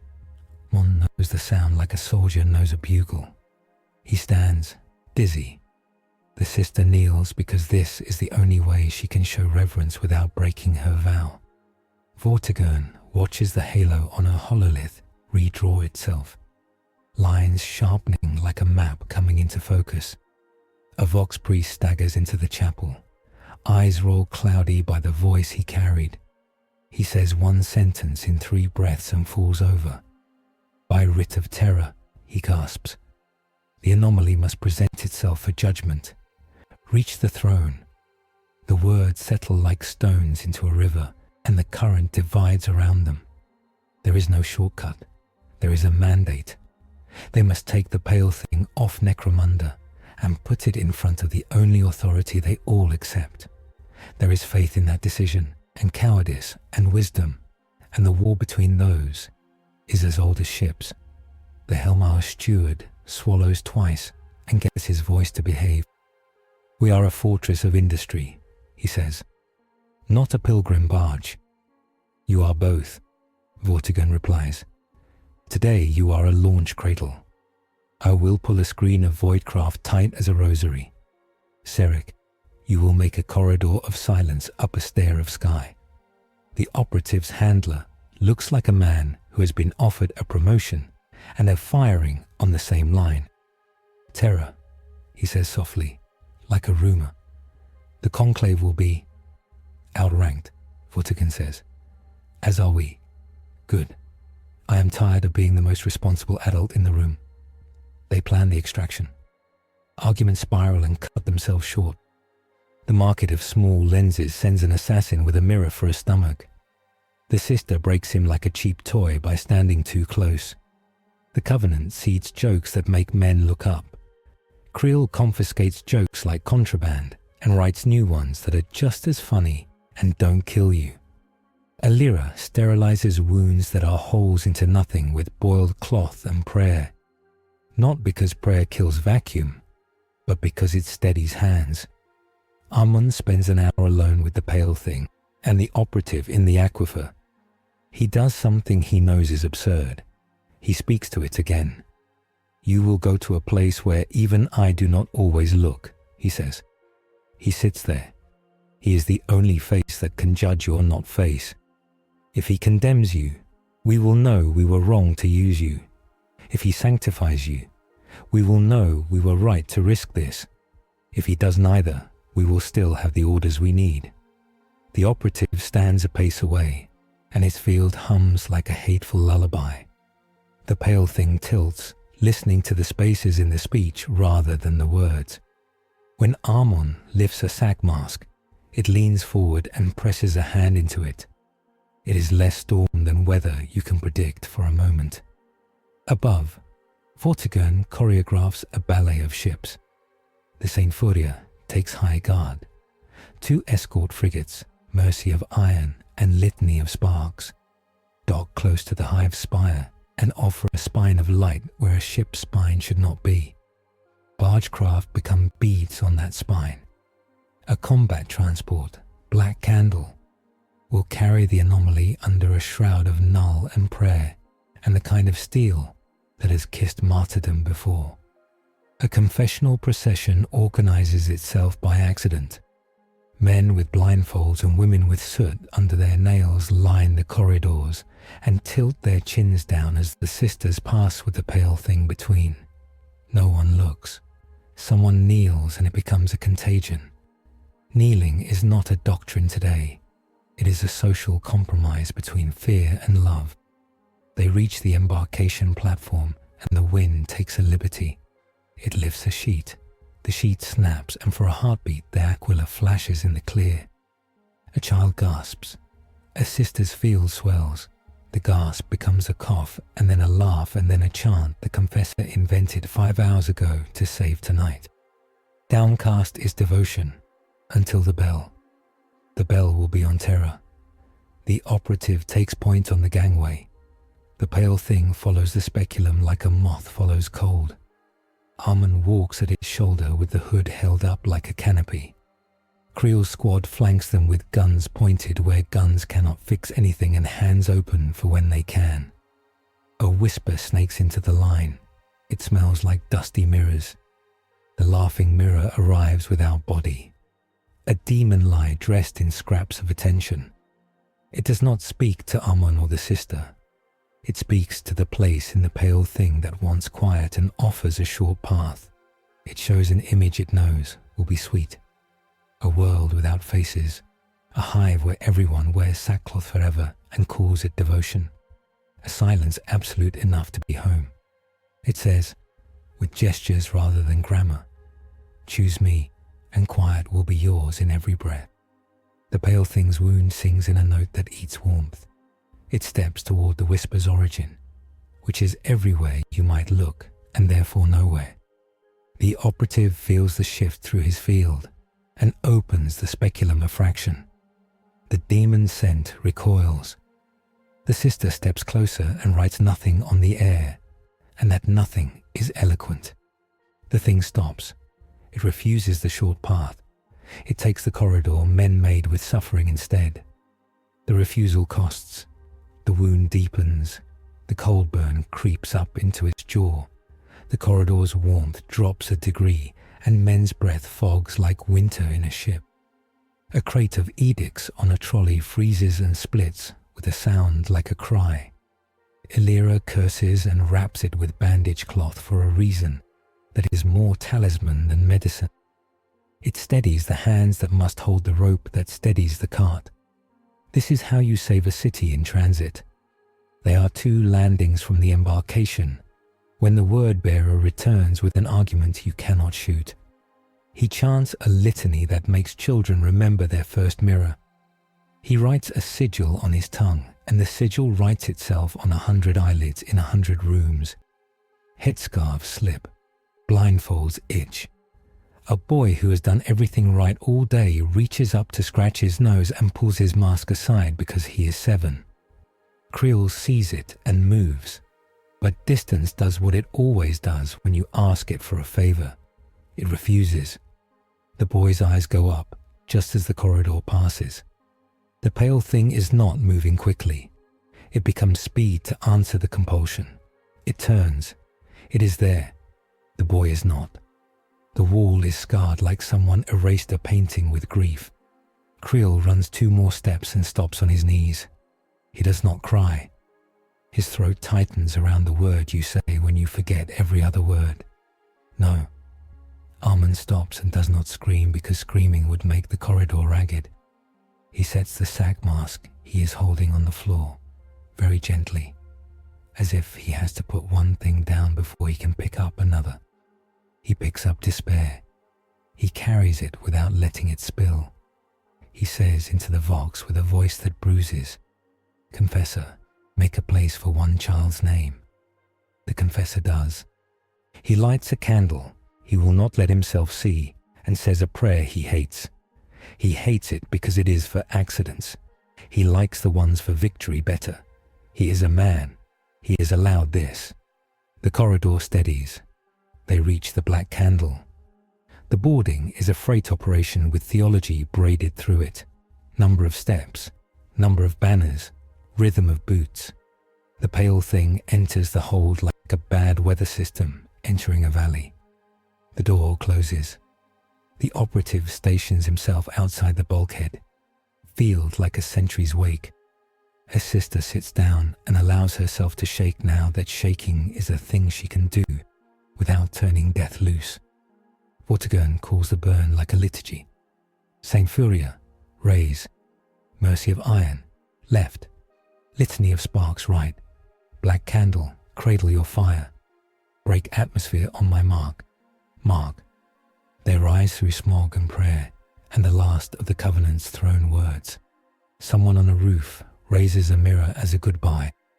Creel watches without seeing, and puts his hand on the bulkhead where a child should have left handprints. Illyra writes a list of the living to remind herself why she is here. The operative does not move. Armand leans his head against steel, and for a second lets it touch. They reach high sky and the world's curve says, "You are leaving home." The saints in the macro batteries moan with the temperature change, and then clap shut. The escort frigates pivot to embrace the transport. Vortigern stares at the trajectories and does the math for ambushes she expects, and the ambush she doesn't. It arrives as subtlety with a sharp edge. A ship that is not a ship glides out from behind a junk ring, thinly inhabited by pilgrim hulks. It looks like glass under skin. No Vox code, no transponder. It is not Eldar. It is not human. It is a Necron vector, a cryptek skiff with a phase occlusion lattice. Its profile is an anti-profile. Where you look, it's not. Where you don't, it is. Identify, Vortigern says to the Void. The Void says nothing. Hard to see, the signals officer whispers, hating the poetry of the fact. Then feel it, Vortigern says. Target by subtraction. All ships, defensive screen. Black candle, down axis. Keep the anomaly inside silence. The cryptek skiff does not fire in the way men expect. It turns the phase around the transport and thins reality like a glass blower pinching a bubble. The black candle groans. The pale thing inside puts its head up. The absence outside tastes like the absence inside, and it wants to be near it. It moves, and the sisters brace, and the operative leans into the bulkhead like a man bracing a door against a bear. Arman understands the foe's goal in a flash, that he earns by having earned 1,000 smaller flashes. Take the asset where no face can be found, where the only principles are mathematics and the absence that is their god. Hurt it conceptually until it is a curio.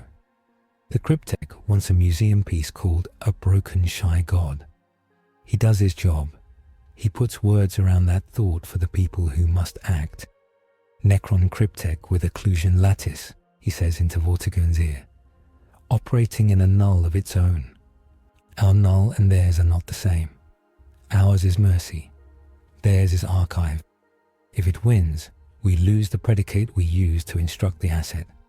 Understood, she says, and opens the Saint Furier's dorsal lances. Mercy and litany anchor the angles.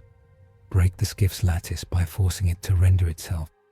Fire where it isn't. Meaning, everywhere, she says. And gunnery crews earn their pay by believing in impossible geometry. The skiff pinches again. The black candle's deck plates sing in a register a little below human grief. The pale thing's wound opens wider, and the cold flows across the hold. The sisters' auras falter for a second, and two of them begin to bleed from the ears. The operative's field hum climbs until the speculum whines. He opens it a hair to keep the room's identity from shaking apart. The pale thing turns toward that pain and then away. It has learned. It reaches for sackcloth hung on the wall by a sister's foresight. It grips and calms. The lesson was expensive. It will pay dividends. The Saint Furier fires lances into a problem, and the problem briefly pretends to be a ship.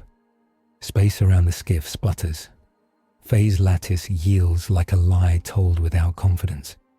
The mercy of iron and the litany of sparks punch macro shells where the skiff will be if it believes in prediction. It disbelieves, and so is where it is not. The shells still bite. Fragments of not metal fly and then are again. Physics is in a bad mood. The cryptek makes a move that is a signature in 3 wars. It reaches through the lattice for the thing inside the thing. The pale thing rises before the skiff's tendril touches the hold. It moves without distance. It is in the skiff's concept before the concept becomes a room. It puts its hands in a glove that was reality and closes fingers.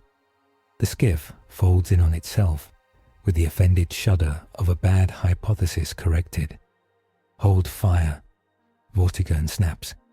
The doctrine she made earlier paying again. The Saint Furier's guns hold. The skiff collapses like a lung you should not have punctured. There is a sound like a bell rung in a library.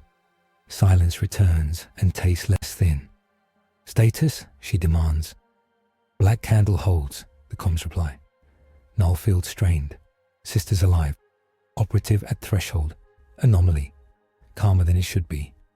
Amon breathes. It feels like stealing back a coin. He allows himself one moment of superstition. He touches the rosary of numbers and says the one that stands for surviving Necron mathematics. 3.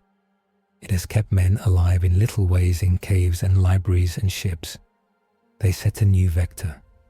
The escort's formation tightens. Vortigern calls out a long burn that will swing them into an intersystem corridor where no one wants to be, because it is not lined with the chapels. The operative stays at the hatch like a lock. The pale thing stands inside the hush like a thing that is starting to associate this place with fewer harms than others. They do not get peace as a reward. The word-bearer has a cousin at Voidscale, a demon skiff stitched out of polychrome script and the envy of painted eyes. It angles in on a whining line and begins to broadcast a meme that tries to reflect off every lens in the convoy, each reflection a hook. The Sisters of Silence are not designed to stand on hulls. They stand anyway, as close to the skin of the ship as vows allow, and their presence makes the skiff's words roll off like oil off cold water. Sidit. The operative's handler opens his mouth a little, and then closes it, because he can taste the moment his use ends and the Sisters begins. The speculum hums quietly like a concession. The demon skiff is a distraction. The real ambush comes from a human pirate bark that thinks it can make a better story out of this than the Imperium can. A captured monitor ship, patched with plates that still show the colors of a dozen houses. An oligarchy of knives. It tries to lance the black candle and eat its story. Vortigern does not bother with speeches. She turns the Samphoria in a way navigators will tell their sons about, and rams the bark with a kiss of dorsal shield that ruins the other ship's spine. She fires, not to kill, but to unmake the shot that would have pierced the candle. The bark drifts with the expression of someone who just lost an argument with a cathedral. Armand watches the tactical file refresh and thinks about the absurdity of the day. A ghost ship, a demon skiff, a Necron museum curio, a child's name, a sack of soot, a holy terror summons. He makes a choice about narrative. He decides the shape of the story he will write in his report will be mercy with teeth. They cross the translunar threshold. Then the reach where the Astronomicon is a syllable men can almost sound without going blind. The pale thing begins to exhibit a new behavior. When the ship turns toward the core, it tilts its head like a dog, hearing a word it almost recognizes. The wound in its shoulder hums back at the vast hum in the dark. The operative listens with his absence, and the two silences almost harmonize, almost fight. The sister sits between them and makes no music. They do not sleep, not properly. They take bites of unconsciousness and call them rest. Creel dreams of a boy scratching an itch he didn't have. Illyra dreams of freezing bandages that never stick. Amun dreams of standing before a gate and choosing which words to bring through it. Vortigern dreams of a ship that refuses to be steered and wakes smiling because she steered it anyway. On the second watch, the Black Candle's Medici ward fills with people who have done their duty too well. Null novices with bleeding noses, armsmen with cold burned fingers from touching rails too near the wound to secure a crate. A sister whose field held for an hour too long and now won't let her see her own hands because her mind has made an erasure and doesn't know how to undo it. Illyra sits her down and says, "You are there," in a voice that plants a stake in ground and ties a rope to it. She guides the sister's fingers to her own pulse.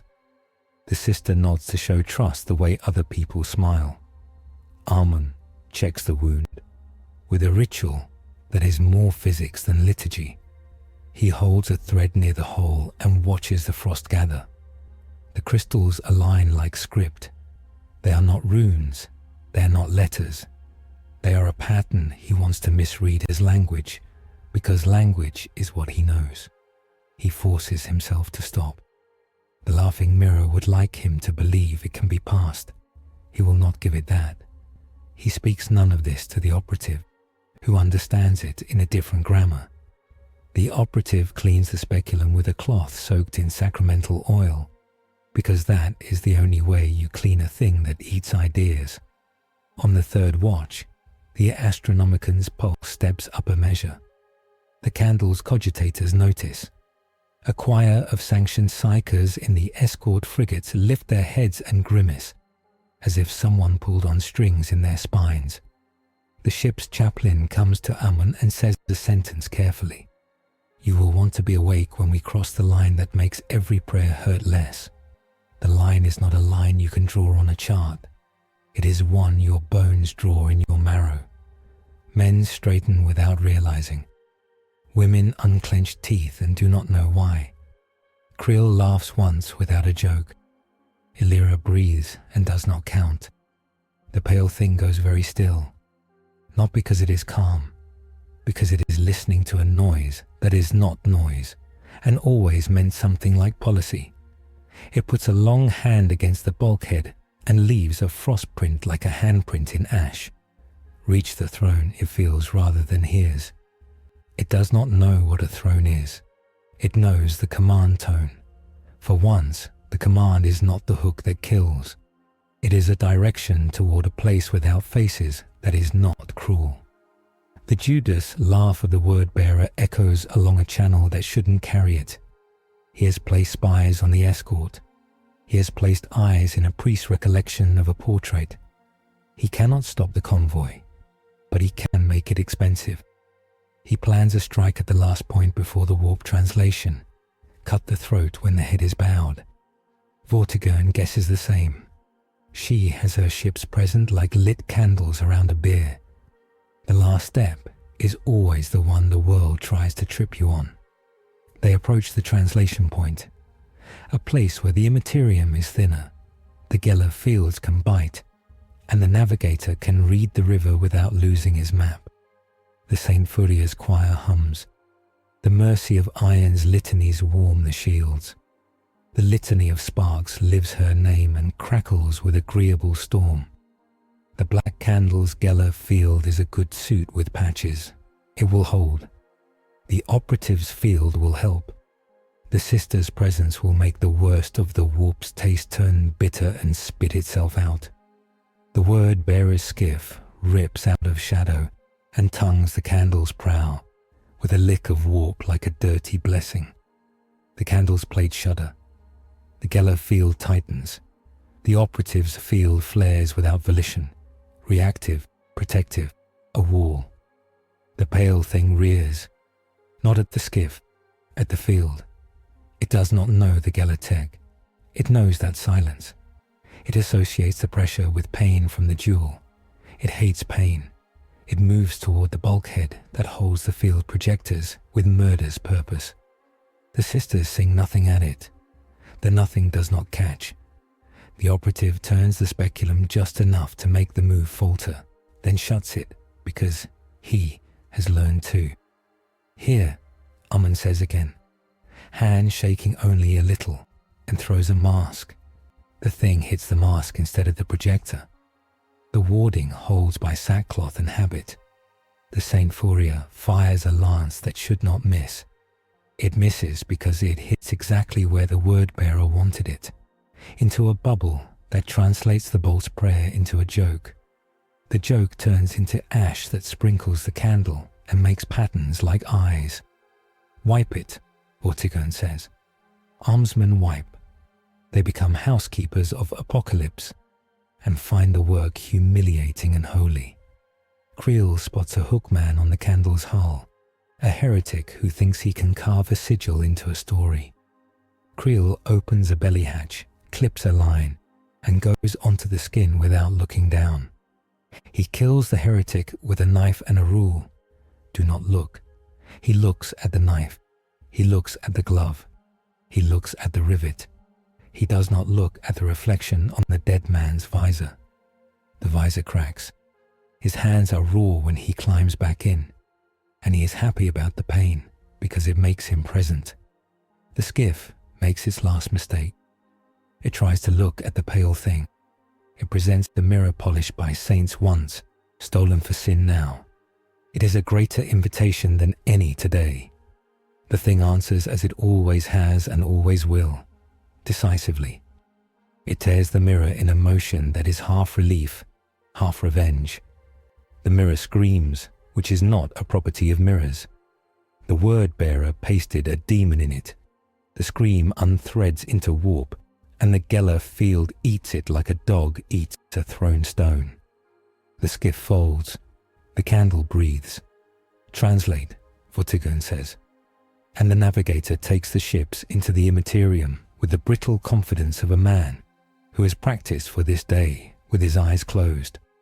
Warp travel with a pale thing in your hold and a pariah at your door ought to be impossible. It is not. The sisters make an island. The operative makes a wall. The confessor prays a new prayer that is a doctrine of not looking with a horizon in it, so men do not drown in their own obedience. The navigator follows the astronomicon like a pilot fish follows a shark and hopes the shark is on his side today. The laughing mirror rides the hull in scrap eddies and whispers that it is cleverer than magnets. It finds no purchase. The void-burn wound drips cold into the candle's bones, and the ship groans at the strange thermal. A lyra raps pipes and hums a market chant, whose scansion is useful when tying knots. She is not a saint. She is better, competent. The journey is short in a way that tricks men into thinking long thoughts. They reach the lip where warp becomes sea that can be walked upon by ships with the right prayers on their ribs. They cross it and drop into real space with an exhaustion that belongs to saints and mechanics both. Ahead, Saul, the system that birthed a man into a throne that kills him and keeps him alive. Patrols that always watch, fortresses that do not blink, a world made of pageantry and law and 10,000 kinds of silence. The black candle's cogitators tick in a new rhythm. The St. Furia's bridge crew changes posture as if entering church. Vortigern allows herself one deep breath because she is about to become smaller than she was over Necromunda. It is a relief that feels like losing rank and gaining purpose. A message arrives as men used to kneeling would expect. A custodian's voice, not loud because it does not need to be. Approach authorized. Your escort will be taken up by our screen. Maintain hygiene. Maintain null.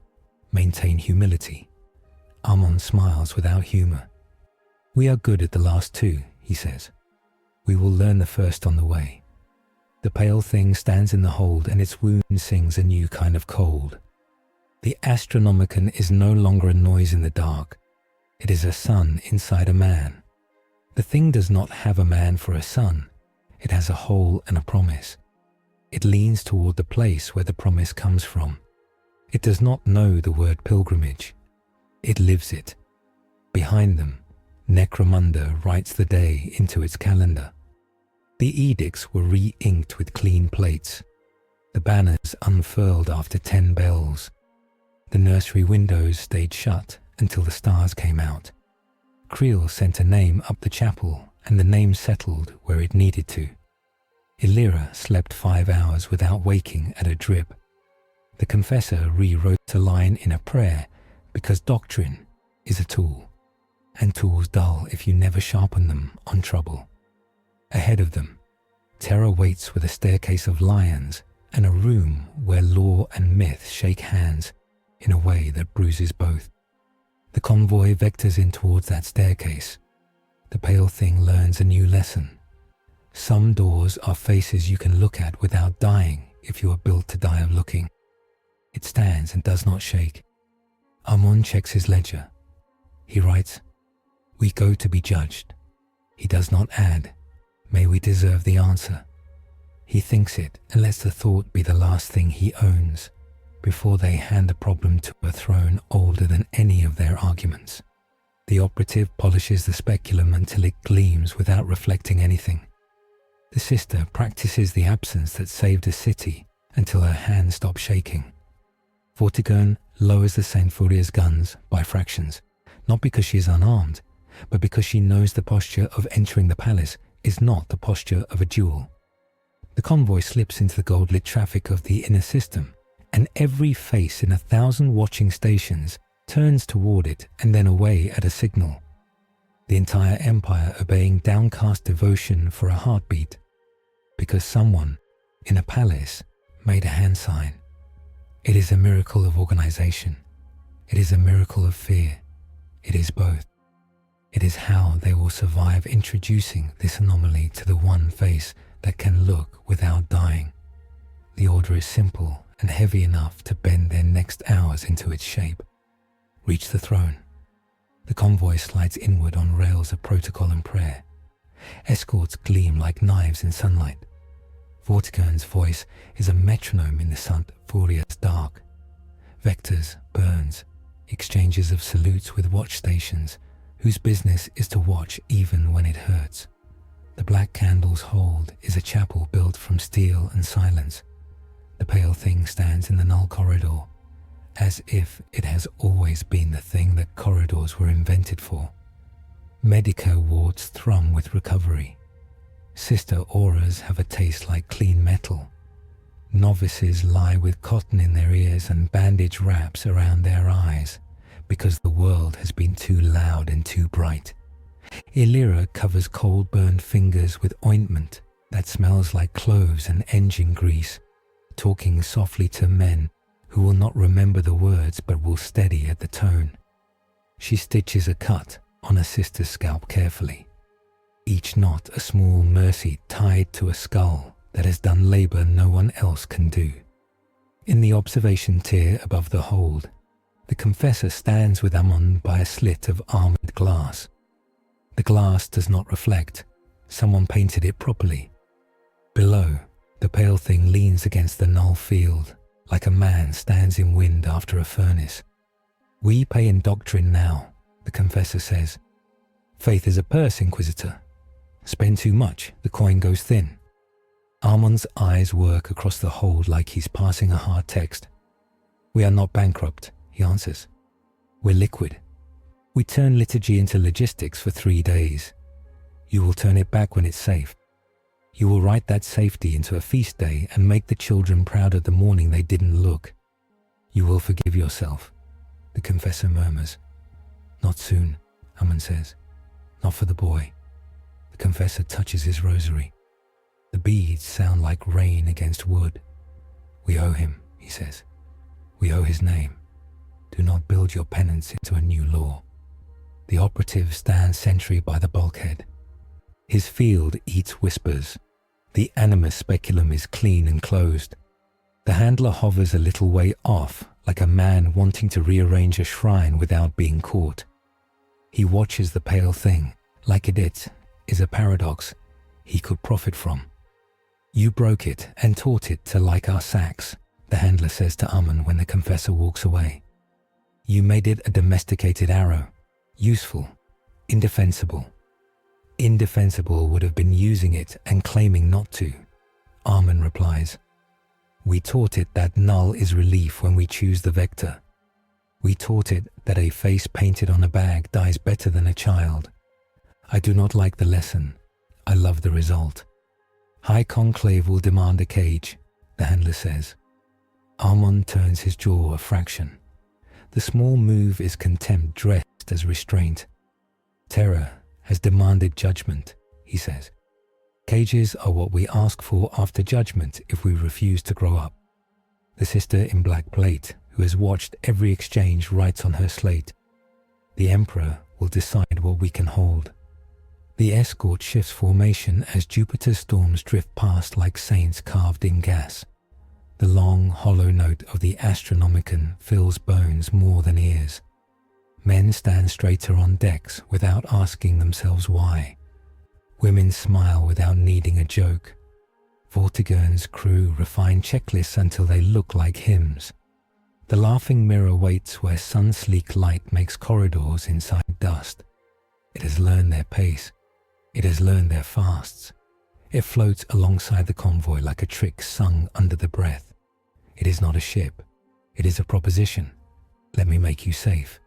It wears comet light for show. It slides into the candle's umbra when the escorts flare to clear debris and speaks to the pale thing without words. It offers a soft unworld that is not a sister's but a diamond's, a safety you can wear like a veil. It says, "You will never be looked at again. You will be everywhere as a silence. You will be invisible and adored." The pale thing tilts toward that promise like a plant towards sun. The wound in its shoulder deepens, and a lick of cold runs down the corridor. The sisters stiffen, their field shift. The operative rotates the speculum a breath, and the air trembles with the idea of weapon.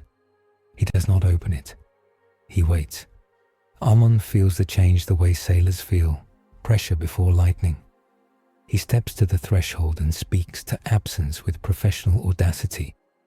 "You are a lie," he says into the hold. "Not because you promise quiet, because you promise ownership. You will put him in every icon. You will make him your altar cloth." The laughing mirror thickens in the candle's shadow. Not visible, present. It tries to be a reflection in a rivet head, a grin in engine polish, a flicker in a nun's polished pauldron. The sisters' auras turn those surfaces from faces into honest metal. The custodian screen ahead of them, golden figures on a plate of void, tilts. A spear lifts.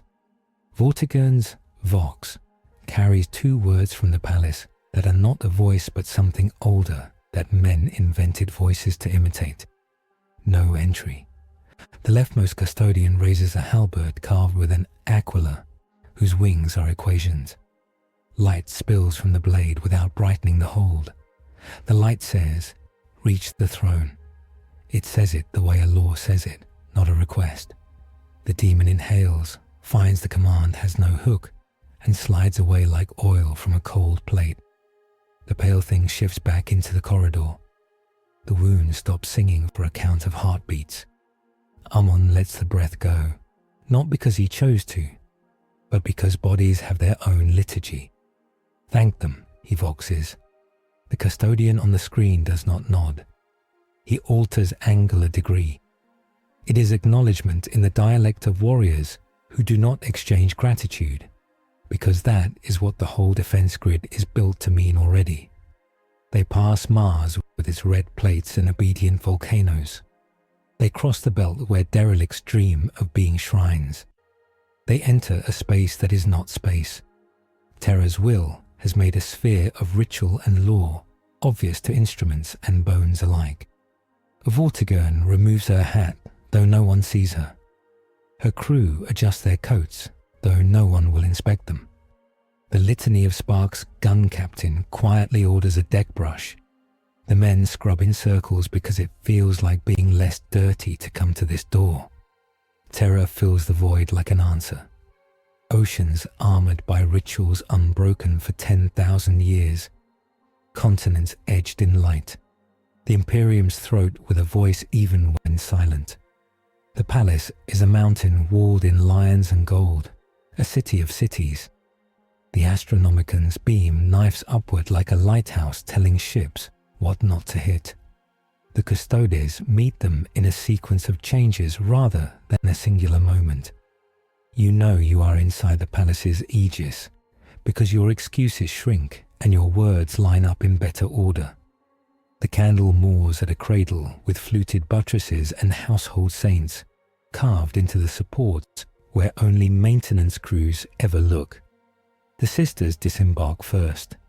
Their silence fills the gangway like sand poured into a jar. The operative follows, field a void that anything with ambition hates. Amon walks with them. Vortigern comes down a separate stair, with the dignity of steel, and tells her deck to behave in her absence. And they do. Golden figures await like law learned how to walk. Custodians in plate inscribed with histories no one has time to read stand with their halberds at angles that say, "Yes, and be careful."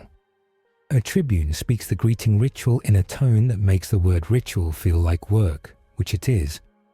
"Your proofs," he says to Amon. Amon recites them. Oaths, seals, the name of the planet they saved, and the one child they lost, the permission burned into Vox by a voice that no one refuses without being wrong for centuries. He lists the null saturation he brings. He lists the sanction he does not claim. He says, "I am responsible in 6 different ways." The Tribune lets him be.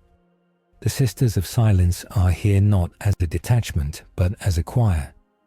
Their presence makes the halls feel like plain chant without sound. Blanks line the passage like knots in a rope, strengthening the cord. Servitors with sealed faces push carts whose wheels whisper. Cherub servitors tuck their feathered wings demurely so their eyes do not flash. Banners hang, no faces. The Emperor's symbols are present without being portraits. It is the work of a civilization that learned the difference between icon and invitation the hard way. They transit the Lion's Gate into a canyon of architecture so old that history is part of its foundations. Steps climb like generations. Statues hold attitudes that make proud men stand straighter. The pale thing passes beneath, hunched, tall, then small, then large again as perspective shaves it. It does not react. The corridor holds. Medicae detachments hover at edges.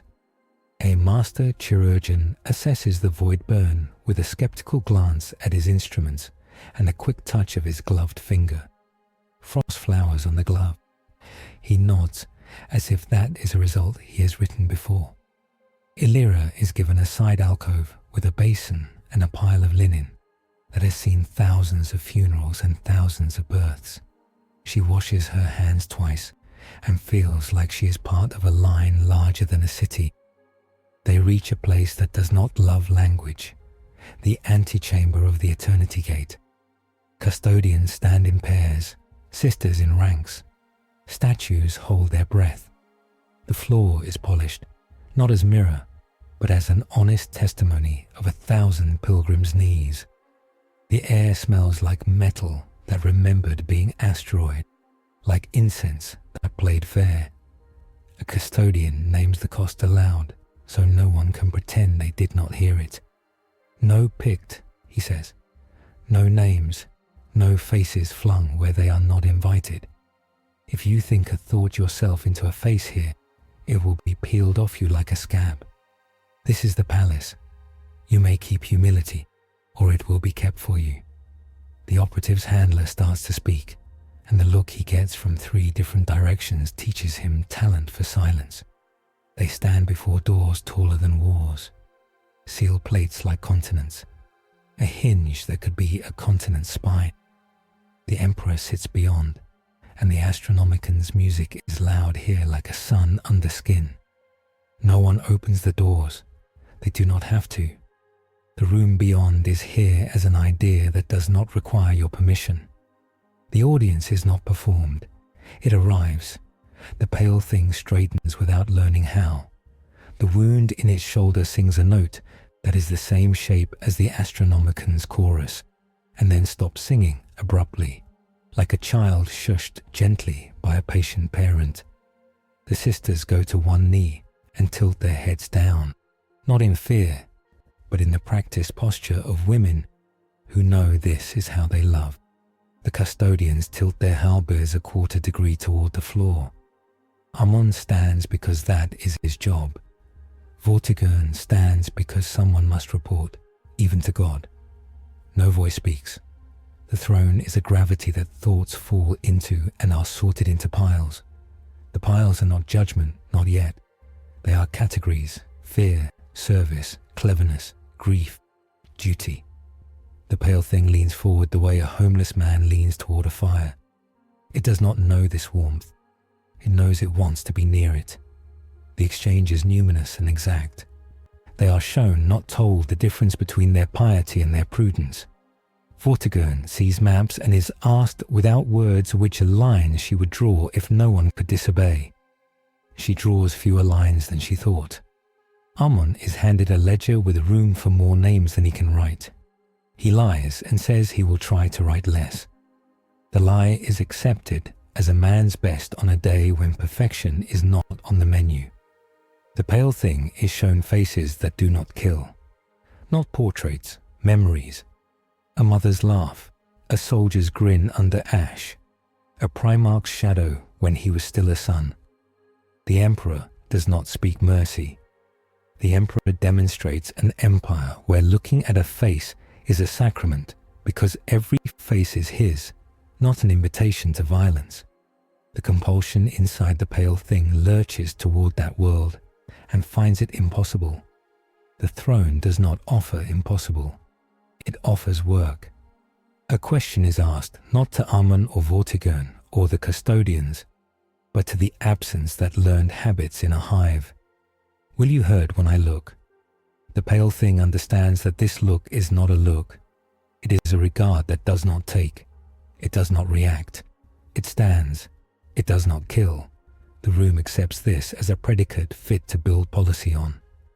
The confessor weeps, soundless, because he has spent 10,000 hours telling men what God would want, and here is a fraction of that wanting. And it is kinder and fiercer than he has been. He is relieved in the way a runner is relieved, when he sees the track is still long. Visions come like orders written in light. 3 roads, 3 prices, not choices yet, shapes of consequence. The weight of being watched by a son eases. The silence remains. The room has given them a question they will carry to the next act. Which mercy is a knife you can hold without cutting your soul? Power scaling interlude. Cheer 2. Within the palace's aegis, SCP-096's compulsion is suppressed by sovereign regard, superordinate observation that does not instantiate a lethal predicate. Mortal gaze remains hazardous outside null saturation. Pict and mirror systems have a 90% failure rate within sanctioned theaters due to sigil interference. Culexus fields degrade the anomaly's stability if used as punishment, but can be tuned to guide without provoking target lock. Sisters' null corridors remain primary control method. Downcast doctrine functions under it as a timed fast, not a creed. The anomaly's wound, the void burn, responds to the Astronomican's presence with decreased radiative cold, preventing corridor thermal failure at sacred sites. A custodian steps forward and does something rare. He speaks not as guard, but as liturgist. You will leave, he says. You will carry a writ. You will not say you were sanctified. You will say you were seen.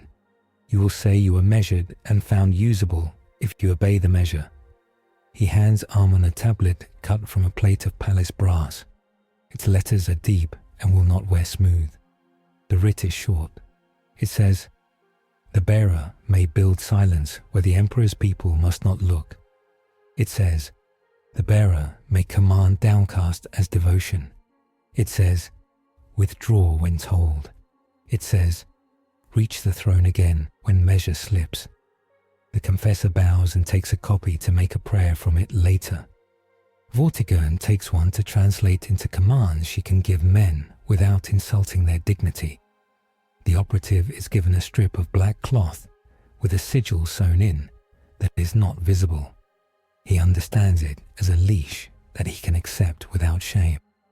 They are led back through the canyon of law by a sister with scars on her palms that mean she once reached for something hot and held it anyway. The pale thing passes statues and does not panic. The wound is quiet. It is not healed. It behaves. Outside, the sky is a steep blue. Gun platforms track like watchful angels. The Saint Furia sits with her prow angled just so, like a ship at attention. The mercy of iron and the litany of sparks float like good friends flanking a coffin. The black candle breathes steam and quiet. Crewmen check buckles and whisper old jokes. Creel leans on a rail and lets gravity remind him what his job actually is. Stop bad things from crossing distance. At the gangway, a laughing mirror shadow flickers. It skates across a banister. It acts as if the palace's aura is a curtain it can slip behind if it finds the seam. A custodian taps the haft of his halberd once on stone.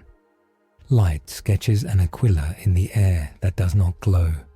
It simply is a fact for a second. The shadow frays without drama. Armon files the move in his head next to throw a mask, call a sister, ask the Emperor to be obvious. The road back to the candle is a procession of men who have decided to keep living. The pale thing steps into the hold. As if stepping into a room it now recognizes as safe enough. The operative stands at the threshold and lets his field hum at a pitch that tells the anomaly. This is the line. The sisters arrange their corridor and do not allow grief to make them sloppy. Illyra tightens a bandage and sings under her breath because habit is a sedative with no side effects.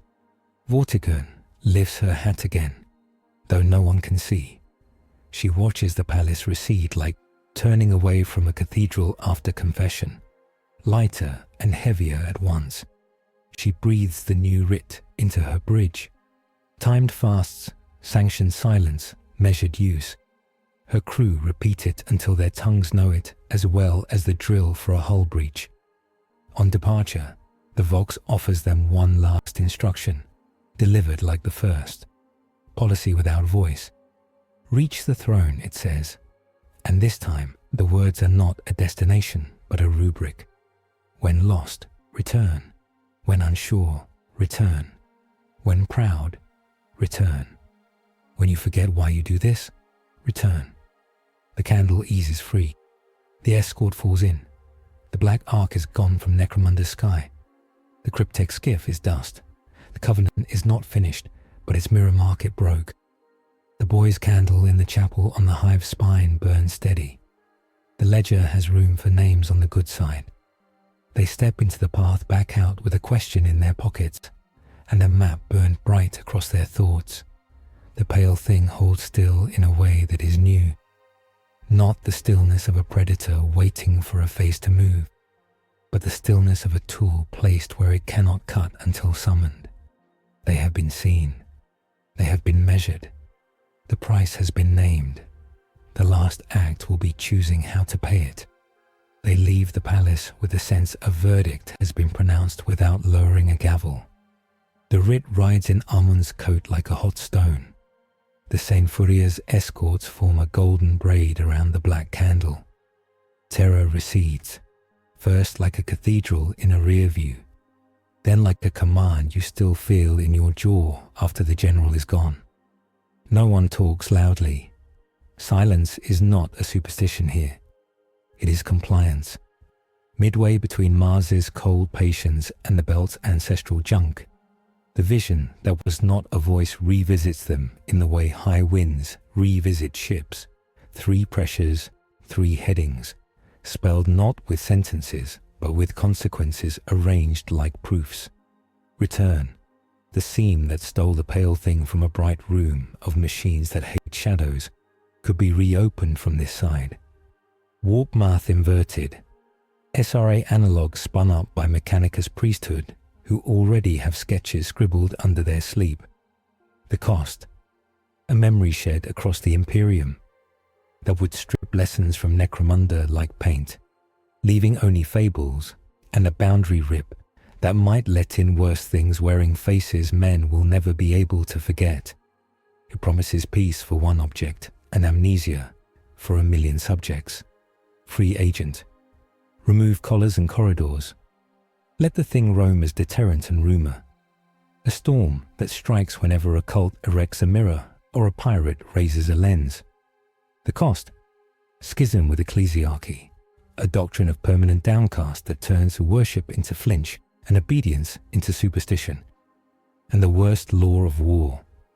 Do what works and call it virtue. Sanction servant. Bind by written vow. Limit exposure by codex fasts. Let sisters steer. Let the Culexus guide without cutting. Let the Ordo sign orders. Let the Navy build skies. Let governors hold the street. The cost? Autonomy poured into a mold. Pain measured out like a tithe. A city that must rehearse humility on schedule and call it honor. And a ledger of names written with less blood than yesterday, only if they hold themselves to it. Armand convenes a council on the Candle's mess deck because steel tables are honest. Vortigern stands with her hand on a bulkhead and lets the ship tell her who is lying by how it hums. The confessor stands with his rosary, gentle as a knife wrapped in linen. The sister writes on her slate with the same economy she kills with. The operative is a shape on the threshold, veiled, making the air clean of glances. The handler tries to look like he belongs. "Return," the steward of Helmar says quickly, like a man grabbing a rung. "We send it back, make our problem someone else's again, and erase what we learned," Armand says flat. "Erase downcast as devotion, null as corridor, soot as sacrament. Erase the tempering of the assassin's zeal. Erase the sister's proof that a vow can be a bridge. Necromunda will face the next mirror with banners high and children bare-eyed. Vortigern's gaze is a bright drill, and my crews will lose doctrine that kept them from punching praise into the wrong target. No. Free agent," the handler offers, lazy suave, the way you say a dangerous thing as if it were a game. "Fear is policy. Make rumor a weapon. Make it walk." The confessor does not raise his voice. "You will teach the poor they are safest when they obey a whole better than they obey God. You will build churches with no faces and call them cathedrals. Your grandchildren will speak to their children through cloth and walls, and their children will not know why the world feels small." Vortigern taps the writ on the table. "We are not cowards," she says. "We are also not poets. We choose the option that has levers and brakes." The sister writes, "Sanctioned." Then below it, "Measured." Armand looks into the hole through the view slit and speaks to the problem like it can understand posture. "We name the leash a covenant," he says. "We pay you in quiet and let you rest between campaigns. We pay you only to steer, the smallest dose that keeps children alive. We write when and where and who. We make your use a feast day, not a daily bread. We return you to the throne when our measure slips." The candle trembles as if something large has exhaled. In the null corridor, the pale thing adjusts its height in a way that is almost a nod. The wound in its shoulder stops singing and begins to click, soft as prayer beads. The word-bearer's shadow finds them even here, a thought with teeth riding the wake of a broadcast. It pours scorn into the vox in a register that tastes like burned gold. "You will make it a saint," it says. "And saints are the most obedient killers. Call it blessed. Build a basilica of blankness. I will bring the faithful to look." The operative turns his helm fractionally, listening for permission to open the speculum, guided weapon waiting. Vortigern keeps her eyes on Armand. The sister's chalk rests 2 seconds longer on slate than usual, a hesitation that looks like mercy considering steel. "Sanctioned," Armand says, and the decision lands in the room like a blessed weight. We choose to make rules. We choose to bleed a little today, so we bleed less tomorrow. We will not live in sackcloth forever. We will take it off when the bells say, and teach our hands to ring those bells. He reads from the brass, giving the writ the sound of a mouth so it becomes real in the places law needs breath. Silence to be built where the emperor's people must not look. Downcast as timed devotion. Withdrawal upon command. Return to judgment upon slippage. He lifts his own additions, inkwet on his copy. The parts the palace leaves to men. Boundaries, no picked. No mirrors within 4 corridors length. No unsanctioned veils. Sisters have primary command of vector inside null. The Culexus operates as guide only. Punitive exposure requires Admiral or Inquisitor concurrence.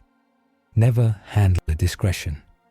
The anomaly will not be used to settle feuds, collect taxes, break strikes, guard palaces, or enforce pride. Naval deployment only against mimetic engines, warp lattices, reflection weapons, and shipboard emergencies involving faces. Brigade rule of Bell. Downcast begins at strike 1, ends at strike 10. Longer requires writ. The asset's rest is sacrosanct. Do not wake storms for weather. The confessor inhales, lets it go. Add a line, he says. Teach my flock to love the act of unfurling. Don't just permit it, command it. Armand writes. The fast ends, faces return. He underlines return. He looks up. Command it, he agrees. The operative takes a knee, not reverence. Geometry for a field configuration. The speculum stays closed. The handler looks like a man who has lost a promotion and gained a victory he did not want to understand. They intend to finish that sentence over Necromunda, whether covenant matters or it is nothing. The convoy bends its arc back toward the hive world's dagger sky. Vortigern talks to her crews with the tone she saves for port entries and peace announcements that feel like guns being greased. We are bringing back a rule, she says. Act like you asked for it. The Covenant knows they are coming and lights its last cathedral. The Vale Fane, a ring of screens the size of hat blocks stitched into the top of a weather tower, tuned to show only one thing wherever they catch light, a portrait of whoever is looking at them. Reflex mutiny. The word-bearer stands in the center in his armor of engraved mockery and lifts his hands like a man pushing applause down into a crowd. Vortigern sees that the Fane sits atop a gasworks, and the mind that holds her rank counts oxygen the way faith counts souls. We cannot lance it, she says, but we can starve it. Amon nods. We will not starve the city, only that tower, null cage, corridor. Operative, you steer. Sister, you command. The sister writes, do not kill what listens. It is an odd instruction to place before a fight. It fits. They come in low through ash-blue air. Creel's squad spreads like a hand that knows how to grip and how to hold without crushing. Lyra's volunteers carry sacks and soot and bandages, and a new thing she invented on the candle. A hood sewn from velvet that drinks light instead of reflecting it, blessed by a priest too tired to argue theology and too wise to deny utility, dubbed by the crews the Mercy Cowl. The pale thing moves like a knife carried point down by a woman who sews. It is violent work done with domestic grace. The sisters build a corridor around the tower's throat. The operative walks ahead, field flattening the world's bad edges without removing them entirely. The word-bearer speaks scripture about sight and meaning. It is as if a man were telling fire to be sunrise. It is persuasive. It curls around hearing and tries to unbutton discipline. Bell, the confessor whispers into the vox, and spires that have not rung for days ring once, then twice. Men take their cues. Heads bow. Hands touch shoulders. The blindfolds do not come out. They are not needed when habits are good. Face screens glare on. They show the watcher to himself, proof that our enemy understands us. The pale thing convulses, that old hook buried in its marrow jerking. It turns its head to the nearest screen and would have stepped like a killing thought if the sister had not thrown her whole field sideways at the last instant, making a little lane that didn't exist a second ago, where there is no face to go to. The thing bleeds cold at the edge of that absence, and the edge holds. Starve the tower, Amon says. Turn off its air. Vortigern roots every duct and valve the way a conductor moves a baton. The tower coughs. The word-bearer's text slips a letter. Creel's team climbs through service wells with Mercy cowls and drops them over screens, as if putting children to bed. Illyria's people smear soot, not because it is holy, but because it works. The operative stands at a junction and opens the speculum a hair, not to punish, but to make the signal path unravel, an absence placed in a circuit. Screens flicker, not give up. Flicker is enough. The word-bearer laughs and throws the veil shard like a frisbee made of prayer. It skates the corridors and looks for eyes. A sister catches it in her field, and it hisses like meat on a cold iron. This is mercy, he taunts. You are kinder than war. Mercy kills more evenly. Bell 7, the confessor calls, and the city listens because he earned this authority by passing out bread in alleys instead of sermons. Heads stay down without weak drama. The pale thing rips the screen, rips another, then suddenly stops. It stares, not a look, a bearing, into the mouth of its wound. There is no face there, only cold. It lingers. It is learning to hide inside its quiet instead of its hunger.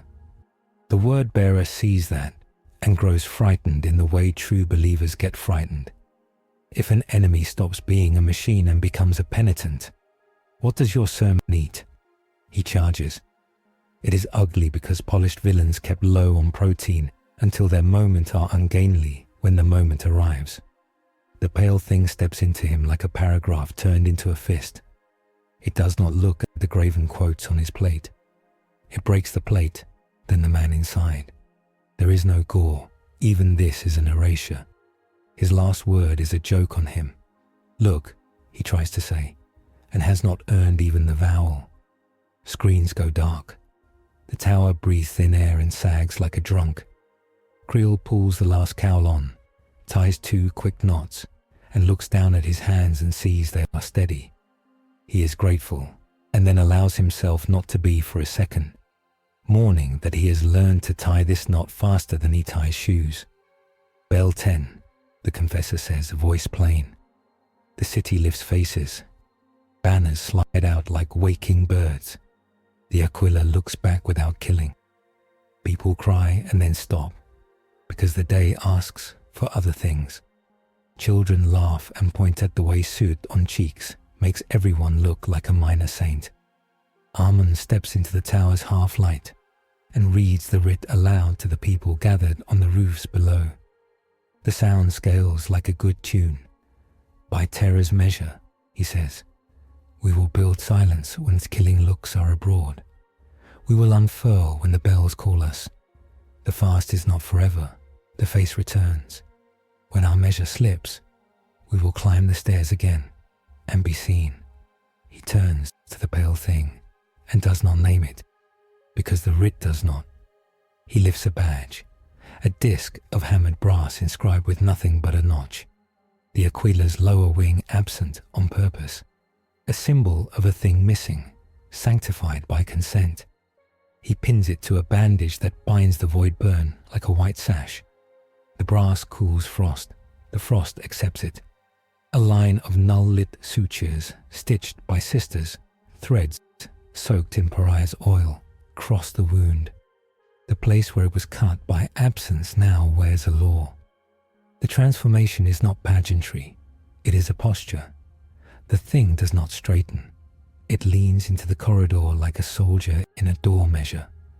A sister unspools a thin chain of prayer knots, not words, but where words would go if someone needed them, and loops it over the brass. Armand lays one palm to the mercy cowl and the other to the writ. Vortigern looks at both, as if setting 2 map pins. Boundaries, Armand says into all channels, old and new, so even men who hate new orders know where not to step. No one shows this asset to anyone as a threat. No one baits with a face for sport. No king or priest uses it to make fear an altar. Deploy only under mimetic siege or reflection assault, or where mirror weapons burn. Every deployment preceded by bell and prayer of downcast and notice at corners. Every withdrawal signed by sister command and navy confirmation. Culexus guidance not to exceed relief dose. Do not discipline with null. Mercy cowls only under writ. No private veiling. No pict. No icon. No naming. The corridor exists to spare, not to frighten. Reach the throne on the 100th day or the 10th deployment, whichever comes first. And any day pride suggests shortcut. The operative inclines his helm and speaks once, quiet as a pen scratched through oil. Concur. It is neither surrender nor victory. It is professionalism acknowledging a doctrine that at last respects the tool. The handler opens his mouth. Vortigern raises one finger. He closes it as if the finger were a boarding spike. The sister writes, "Accepted." The confessor lifts his hands and says a hymn he wrote on a page that still smells like brisk ink. It is short and has one job: to make men love rolling a banner back up and putting it away without feeling small. They purge the Veilfane's route, not with fire but with cleaning. Creel's squad tears down the scaffolds and leaves the tower an honest weather pole. Illyra sets up a tent at the base and swabs cold burn from forearms. She uses the lull to teach two girls how to wrap a wrist and tells them the story of the morning the city wore blindfolds and did not become cowards. The Covenant's remnant slips into some holes and writes eyes on rust. The laughing mirror mocks from puddles and is answered by tarps, and the sister who simply chooses to stand there until it leaves. The cryptech that tried to archive a god watches a scrap of battle recording captured by a pilgrim's eye, who broke the no-picked rule by accident and finds the file unsatisfying. It keeps looking because the thing's refusal to be an artifact irritates it. The Officio Assassinorum writes a memorandum with knives for commas. The asset is no longer designated target. It is designated tool of opportunity. Do not escalate without Malleus Navy cosign. Respect the sisters to save mission budgets and bones. The handler signs, annoyed to discover relief tastes like duty. News spreads the way good law spreads, slowly, through deaths that didn't happen. Helmor's steward crafts a proclamation that turns a doctrine into civic pride without lying. Downcast is devotion, it reads. Because you kept your neighbor alive. Unfurl is devotion. Because you lift your neighbor's face again. The pale thing patrols in 3 measured circuits over 3 days. Not because war asks it, it does. But because practice under rules makes next time less cruel. It moves in the corridor between Mercy Cowls and Soot and Null, and the speculum tuned to guide. It kills 2 mirror nests, 3 glass hymns, a preacher's belt buckle engraved with a blasphemy. It does not look at a child. It does not require a sack to not look. It learns. When it rests, it stands under the floodgate catwalk, and the air around its wound no longer freezes the iron. It is not healed. It is administered. Armand writes in his ledger, difference between cured and governed. He underlines governed twice. In the middle of the second night, the laughing mirror makes one last offer, taunting a sister on watch with a perfect stillness marketed as peace, and finds that she has invented a posture for refusal. She breathes out and sets her jaw in such a way that the shadow cannot get purchase on the quiet. Peace and a vow are not synonyms, it discovers. It leaves the hive for richer prey. Vortigern stands on the St. Furia's bridge and gives the order she likes best and fears most. Stand down without standing soft. She files the writ into ship protocol, where it lives near launch permission and nuclear release, because it is that sort of thing now. She signs her name in a little box that says, she will know what she did when she is old. Armand goes to the chapel with the confessor and says the boy's name in the right place, on the right page, with the pen that burns. He stays after and stares at an altar that dared to be uncovered again.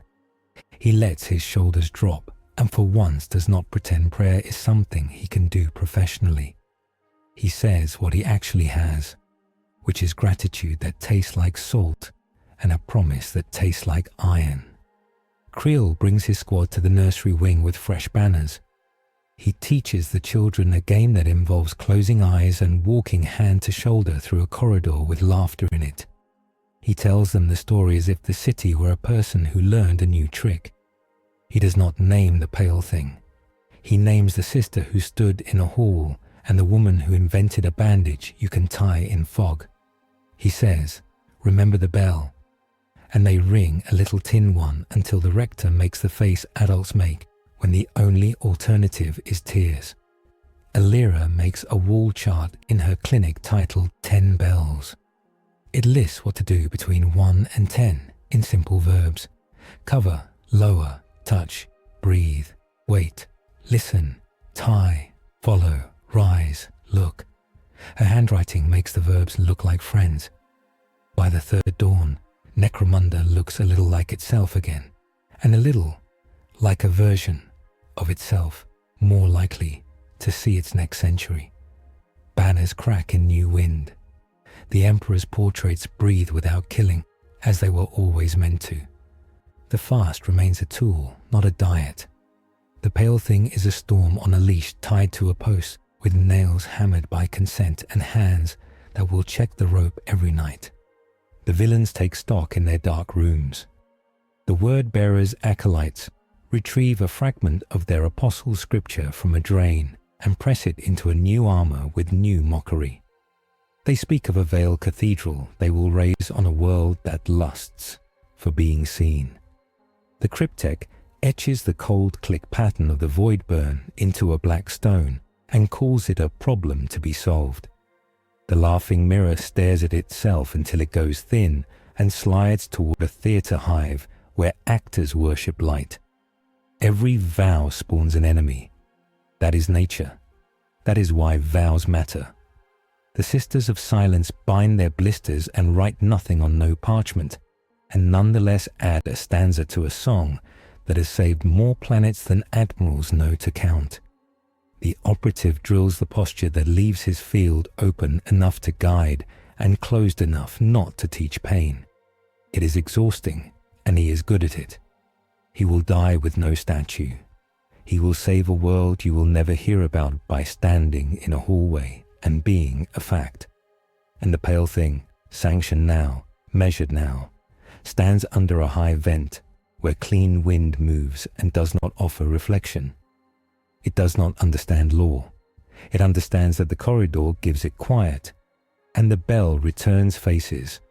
And when the bell returns faces, the city has decided that is safe. It makes that its purpose, because purpose in its grammar is a pressure less than the hook. It is not redeemed. It is not damned. It is used carefully by people who finally learn that careful is a glory, and that will have to be enough in a century built to break saints and storms alike. Flight orders return to traffic. The Saint Furia breaks orbit to answer a new flare where a shrine lattice has gone bright in a system no one loved enough to name correctly. Vortiga nods to Amon through a channel that smells faintly of oil and candle. "Bring your corridor if you must," she says. "Bring your bells. Bring your chalk." He smiles without showing teeth. "Bring your guns," he says. "We'll try to use them last."